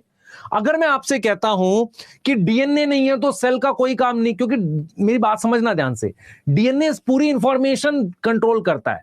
मान लो किसी सेल में से डीएनए आपने हटा दिया, ये डीएनए को आपने हटा दिया, पर वो आप तभी करोगे जब उसने आरएनए और प्रोटीन बना रखी हो, नहीं तो सेल का कोई फायदा ही नहीं है। अब ये चीज समझ पा रहे हो कि नहीं? तो डीएनए तो जरूरी है, बिल्कुल जरूरी है। उसके अलावा मान लो किसी सेल में नहीं है, जैसे आरबीसी और सीव ट्यूब में नहीं है, तो सीव ट्यूब में उसका काम कौन कर रहा है? कंपेनियन सेल कर रहा है। और उसमें कौन कर रहा है? मान लो आरबीसी में कौन कर रहा है? उसने पहले से आरएनए बना लिया, प्रोटीन बना ली। ये समझ में आ रहा है? तो ये कुछ रिक्वायरमेंट है। राइबोसोम क्या करती है? राइबोसोम प्रोटीन बनवाती है। तो राइबोसोम एक ऑर्गेनल है। ऑर्गेनल क्या होता है बेटा? सेल के अंदर किसी पर्टिकुलर काम को करने के लिए जो स्ट्रक्चर होता है उसे ऑर्गेनल कहते हैं। बेटा अभी iOS में नहीं है ऐप हमारा, ठीक है। ऑर्गेनल माइटोकॉन्ड्रिया जरूरी नहीं है, माइटोकॉन्ड्रिया जरूरी नहीं है, पर एटीपी हो सकता है किसी और तरीके से बन जाए। मान लो मैं कहता हूं क्या सारे सेल में माइटोकॉन्ड्रिया होता है? नहीं होता। प्रोकैरियोट में नहीं होता। पर क्या सारे सेल में एनर्जी की जरूरत है? हां। तो वहां ग्लाइकोलिसिस से बन जाएगी। समझो मेरी बात। तो ग्लाइकोलिसिस एक ऐसा एनर्जी बनाने वाला प्रोसेस है जो किसी ऑर्गेनल में ना होके साइटोप्लाज्म में होता है। तो क्या सभी सेल को एटीपी चाहिए? यस। क्या सभी सेल को माइटोकॉन्ड्रिया चाहिए? नो। आ रहा है समझ? जल्दी जल्दी जल्दी फास्ट,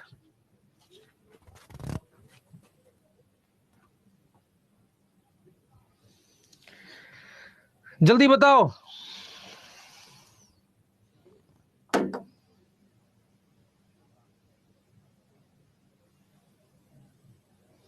जल्दी बोलो बेटा, जल्दी बोलो।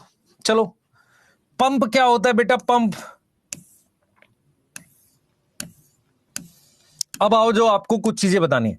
यहां तक अगर नोट कर लिया है तो जल्दी बताओ। अगर यहां तक सारा समझ में आ गया है तो मैं कुछ क्वेश्चंस दे रहा हूं, मुझे बताना कि आपको चीजें समझ में आई हैं कि नहीं। क्वेश्चन 1 स्टेटमेंट वाला क्वेश्चन है दोनों।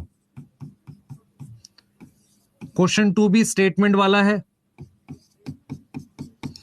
इसमें क्या कर रहा हूं मैं? Only S1 correct. बी है ओनली S2 करेक्ट। सी है both S1 and S2 correct. और डी है बोथ रॉन्ग। अब जरा मैं क्वेश्चन लिख रहा हूं, बताना।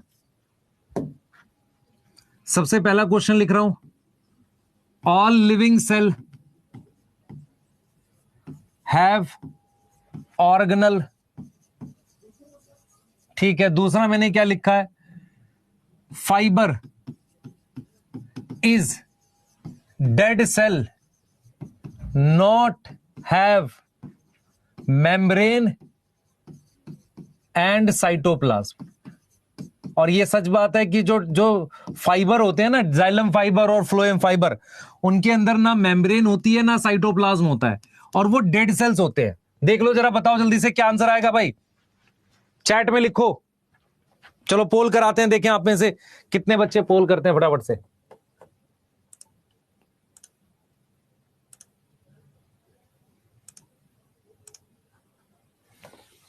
जल्दी।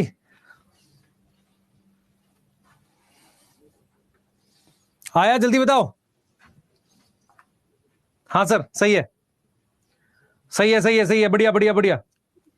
सी आएगा बेटा, दोनों ठीक है भाई। ऑर्गेनल होना जरूरी है, चाहे राइबोसोम हो। और फाइबर क्या है? डेड सेल है। दोनों ठीक है बेटा, डेड सेल है क्योंकि ना उसमें मेम्ब्रेन होती है ना साइटोप्लाज्म होता है। याद रखो बच्चे कि जो डेड सेल्स होते हैं ना, जैसे जाइलम फाइबर वगैरह, उनमें मेम्ब्रेन भी नहीं होती ना साइटोप्लाज्म होता है। ठीक है, क्लियर है ना? पोल आया था नहीं आया था? यस नो बताओ। अरे पोल आया था तुम्हारा?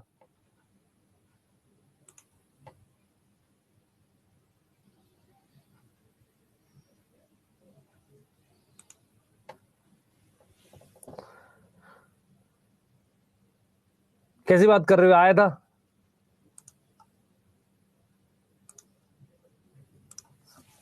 ठीक है, चलो और एक और क्वेश्चन लिख देते हैं।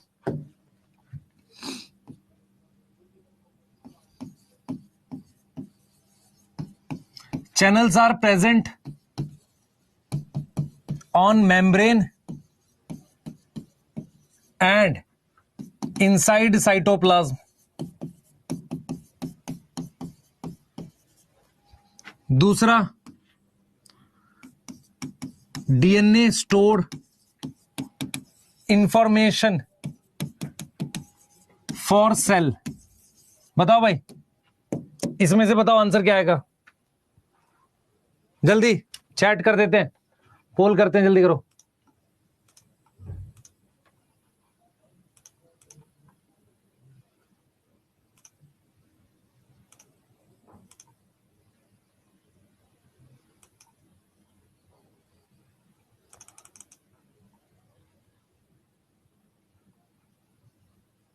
आ गया होगा बेटा, बी आएगा। सुनो ध्यान से, पहला गलत है।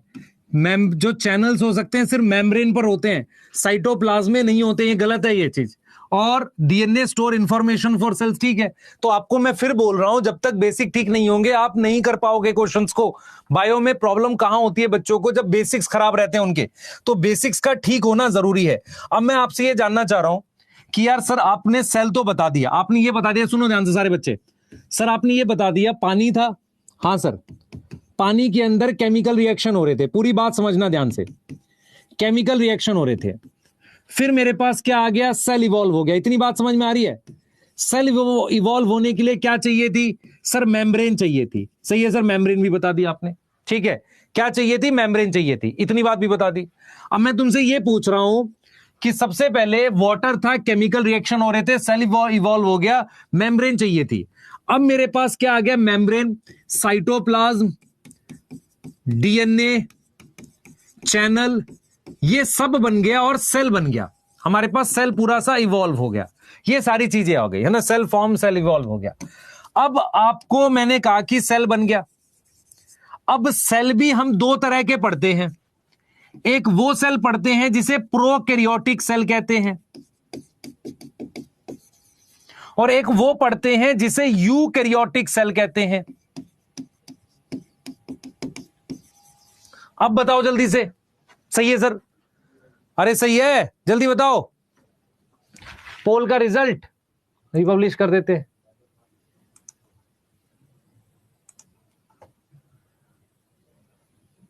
हो गया होगा पब्लिश यार। अरे समझ में आ गया, ठीक है।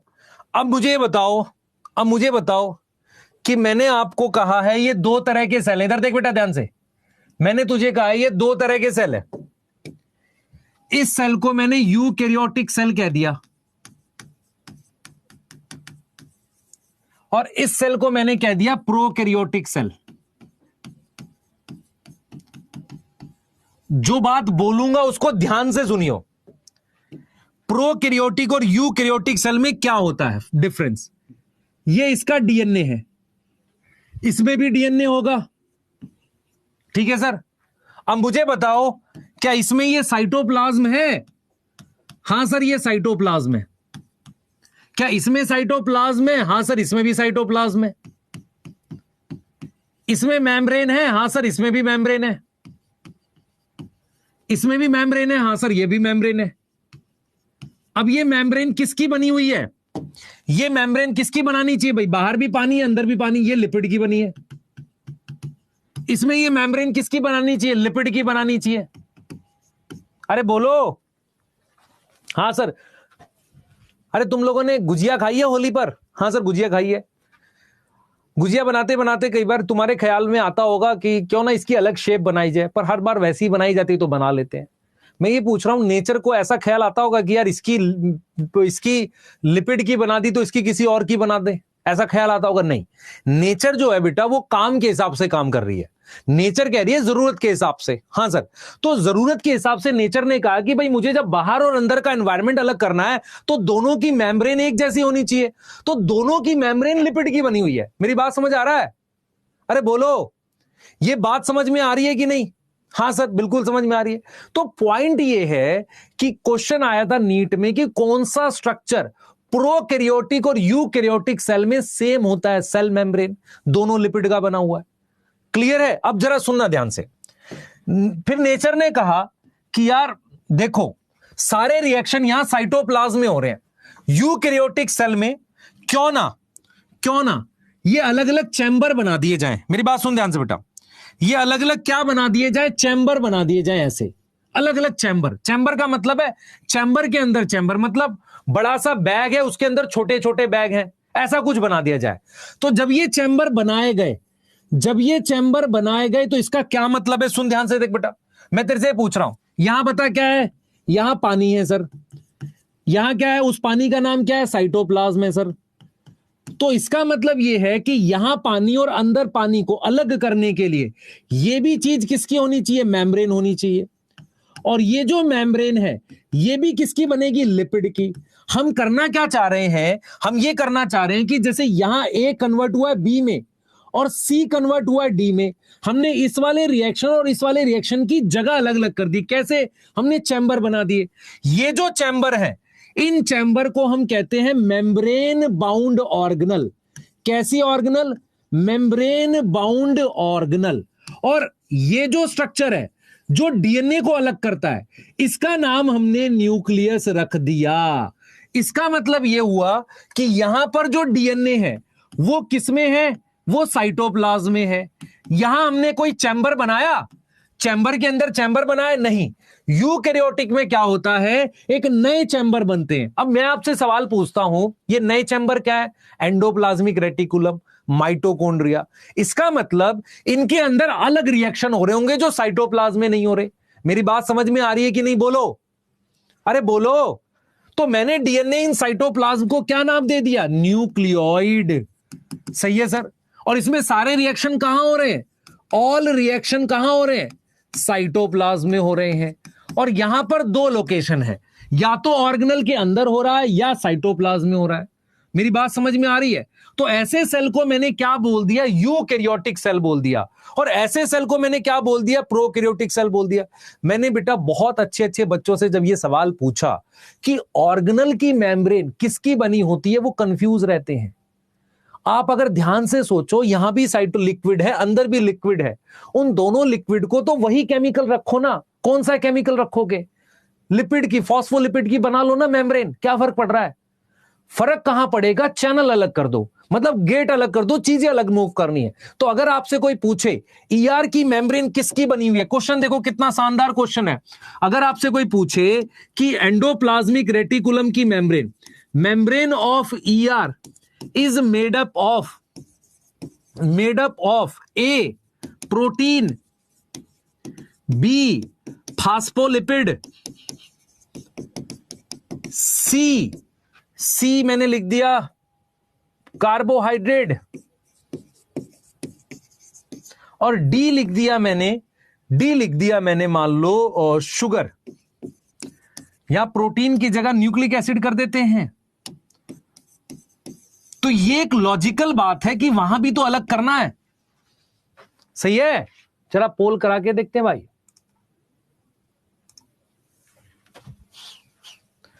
देख लो, तो आंसर भी आएगा। तो इसका मतलब अगर आपसे मैं बोलूं कि आपको पढ़ाया जाएगा ये आगे जाके कि भाई ये माइटोकॉन्ड्रिया है, ये माइटोकॉन्ड्रिया की आउटर और इनर मेम्ब्रेन है, ये आउटर है, ये इनर है, ये दोनों लिपिड की बनी होंगी। सही है, लेकिन फर्क क्या होगा? इनमें प्रोटीन का अमाउंट कम ज्यादा होगा। प्रोटीन क्या करती है? काम ज्यादा करती है। तो जितना ज्यादा मेम्ब्रेन काम कर रही होगी उतना ज्यादा प्रोटीन लगा होगा। अब एनसीईआरटी लिखती है कि इनर मेम्ब्रेन में ज्यादा प्रोटीन होती है। इसका क्लियर कट मतलब है कि इनर मेम्ब्रेन ज्यादा एक्टिव है आउटर मेम्ब्रेन से। जल्दी बताओ, मजा आ रहा है? तो इसका मतलब यह हुआ कि आपको यह समझ में आएगा कि मेरे पास डिवीजन ऑफ लेबर का क्या मतलब है? काम का बंटवारा। तो हम ये समझ पा रहे हैं कि इन यूकैरियोटिक सेल हमारे पास मेम्ब्रेन का क्या मतलब होता है? लिपिड की मेम्ब्रेन, लिपिड वाली। बाउंड मतलब चारों तरफ ऑर्गेनल होती हैं, जिससे यहां अंदर और बाहर के रिएक्शंस जो हैं अलग अलग होते हैं। पोल का रिजल्ट नहीं आया? अच्छा, एक मिनट चेक करने दो, आ गया होगा? नहीं आया? अब चेक करो। अब अच्छा, तो मैं चेक कर लूं। रुक जाओ।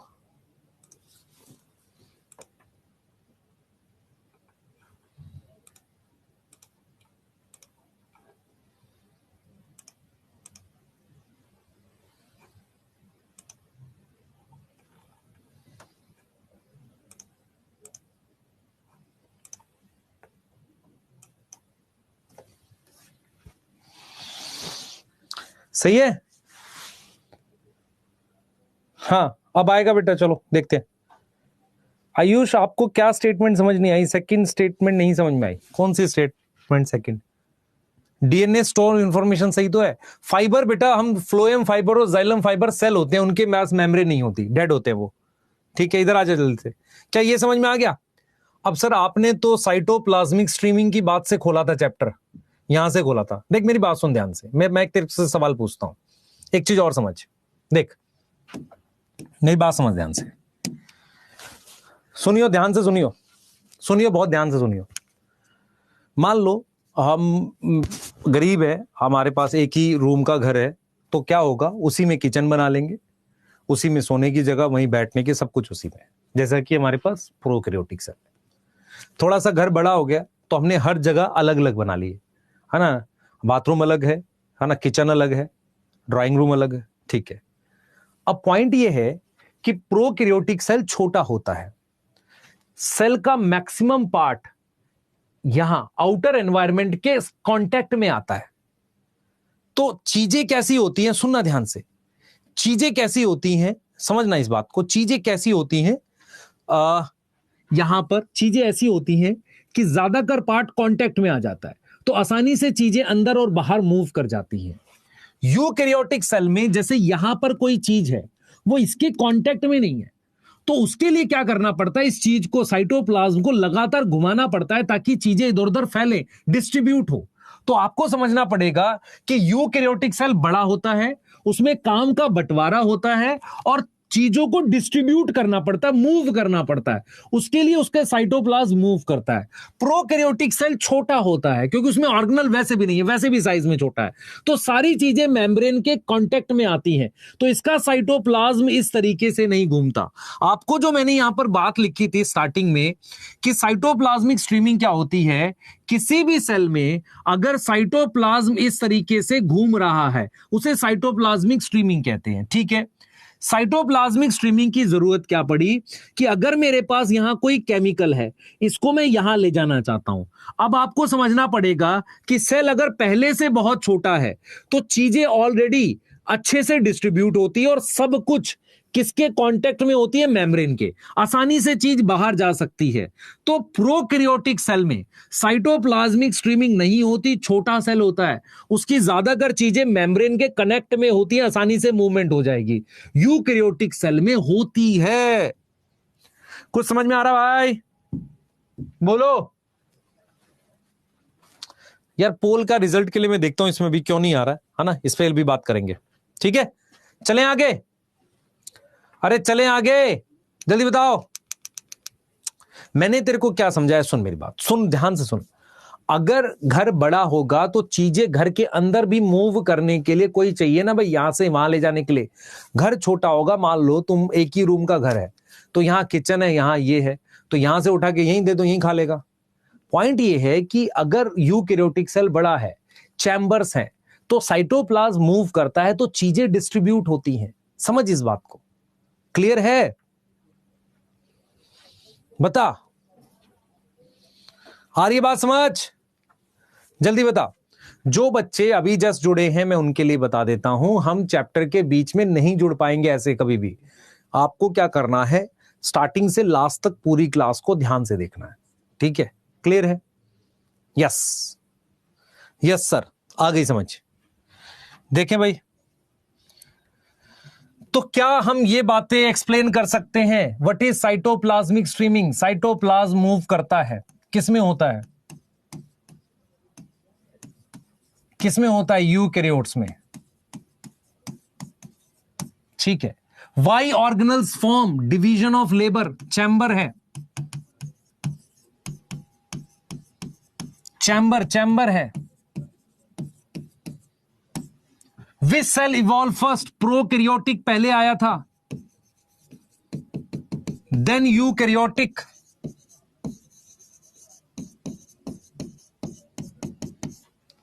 DNA present in both type of cell, yes, पर प्रोकैरियोटिक में कहां है? साइटोप्लाज्म में। और यूकैरियोट में कहां है? सर यूकैरियोट में कहां है? न्यूक्लियस में। क्या बोर्ड पर लिखी हुई सारी बातें याद आ रही हैं? जल्दी बोलो, क्या ये बातें आपके दिमाग में बैठ गई हैं? जल्दी जल्दी चैट में बताएंगे, चैट में आंसर बताएंगे बेटा, जल्दी बताओ, चैट में बताओ।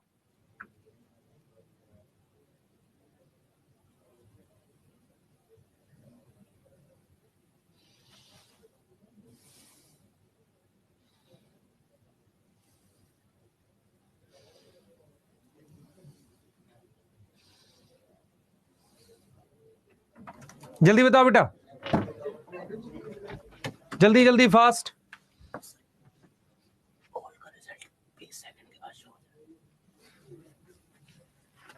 ठीक है, जल्दी आ जाओ, जरा ये वाले क्वेश्चन करो, फिर कुछ टर्म्स बताऊंगा। अरे यहां तक ठीक है ना, ऑल सेट, बढ़िया है। यहां तक लिख लिया तुमने, पहले ये लिख लो, अगर नहीं लिखा है तो फिर अगली स्लाइड लिखो। जल्दी करेंगे बेटा, फास्ट। सर डोपा मिलेगा, बिल्कुल मिलेगा, डोपा भी मिलेगा। जल्दी करो, जल्दी जल्दी फास्ट।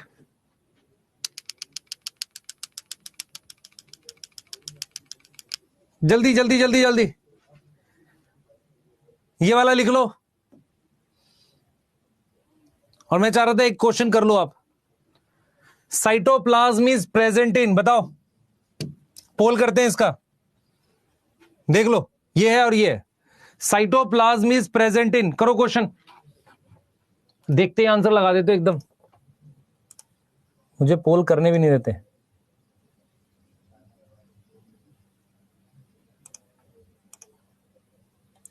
हाँ भाई, साइटो हो, गलत आंसर चला गया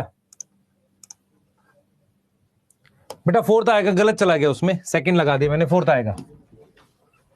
ठीक है, हाँ डी आएगा, डी डी। चलो एक बार फिर से करते हैं दूसरा question. Not true for sale membrane. इधर देख बेटा, ये मेरे पास सेल मेम्ब्रेन है, ध्यान से सुनियो,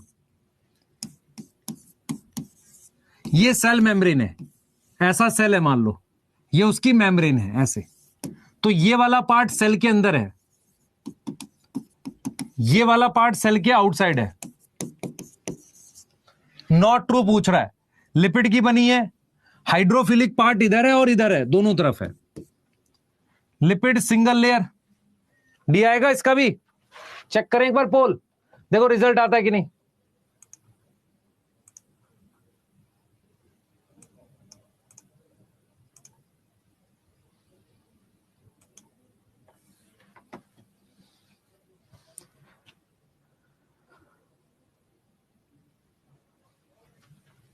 देखो एक बार जल्दी से बेटा,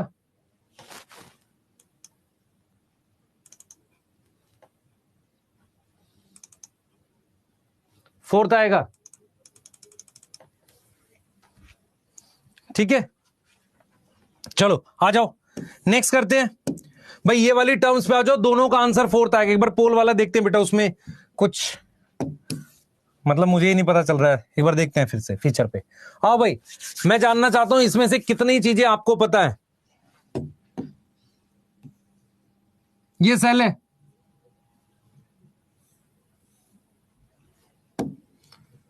ये टर्म्स पता है आपको, extra cellular, intra cellular, inter cellular, जल्दी बताओ, ये टर्म्स पता है।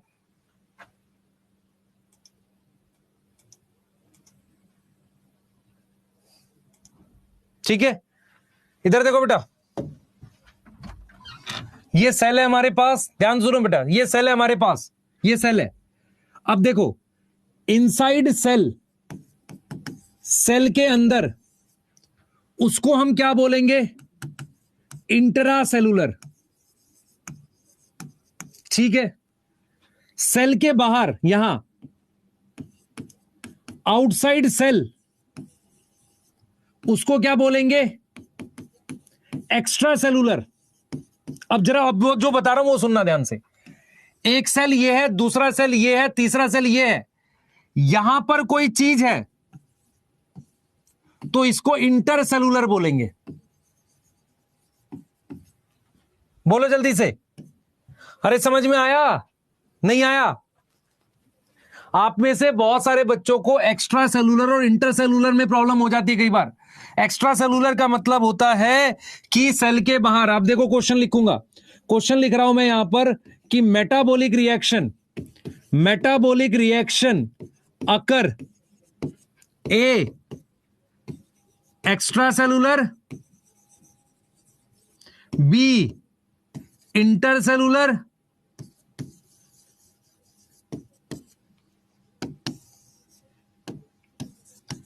इंट्रासेलुलर,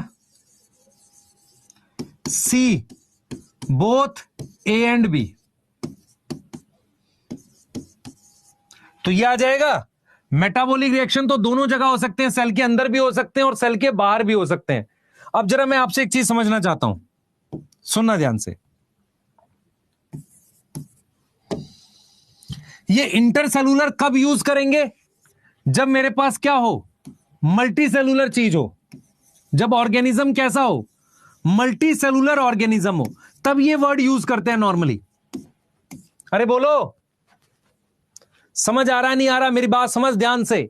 इंट्रा सेलुलर का मतलब होता है सेल के अंदर, सेल के अंदर मतलब इंट्रा सेलुलर, एक्स्ट्रा सेलुलर मतलब सेल के बाहर।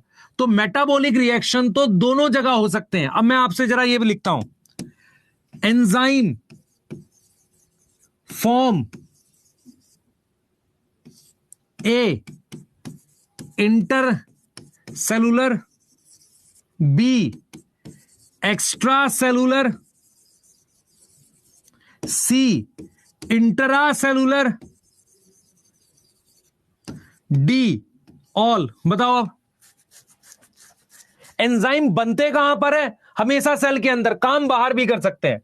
तो हमेशा कहां बनेंगे? सेल के अंदर। अरे समझ में आया नहीं आया? जल्दी बोलो, समझ में आया मैंने क्या बोला? एक सिंगल सेल दे रखा है, उसके बाहर हम लिख सकते हैं एक्स्ट्रा सेलुलर। 2-3 सेल दे रखे हैं, उनके बीच में लिख सकते हैं इंटरसेलुलर, और सेल के अंदर को हम लिखते हैं इंट्रासेलुलर। एंजाइम क्या है बेटा? प्रोटीन है, डीएनए से बनता है, वो हमेशा सेल के अंदर बनेगा, काम दोनों जगह कर सकता है।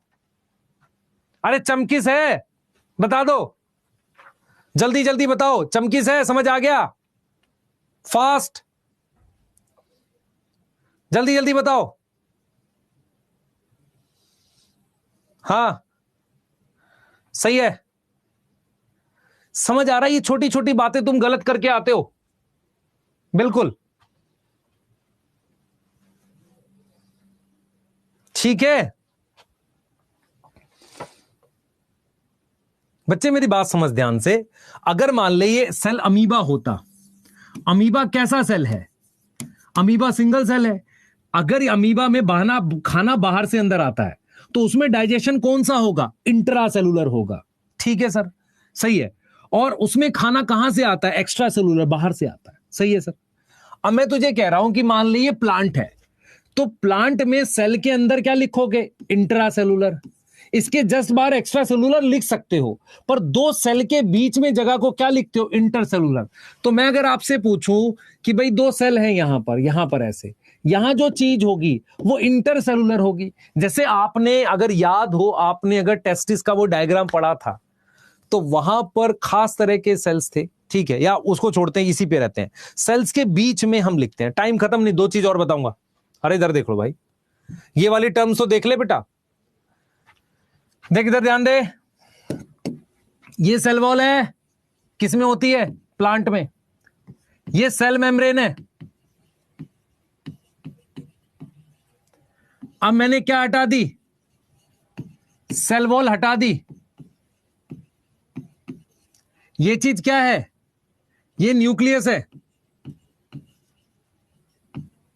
ठीक है, अब मेरी बात सुनियो ध्यान से। इसे क्या बोलेंगे? इसे बोलते हैं प्रोटोप्लास्ट। प्रोटोप्लास्ट में क्या क्या होता है? एक होती है सेल मेम्ब्रेन, सही है। उसके अलावा होता है मेरे पास साइटोप्लाज्म। ठीक है, अब जरा आगे देख।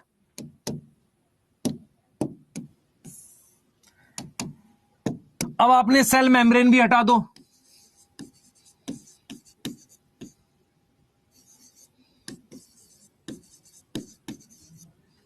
ठीक है, सेल मेम्ब्रेन भी रिमूव कर दी।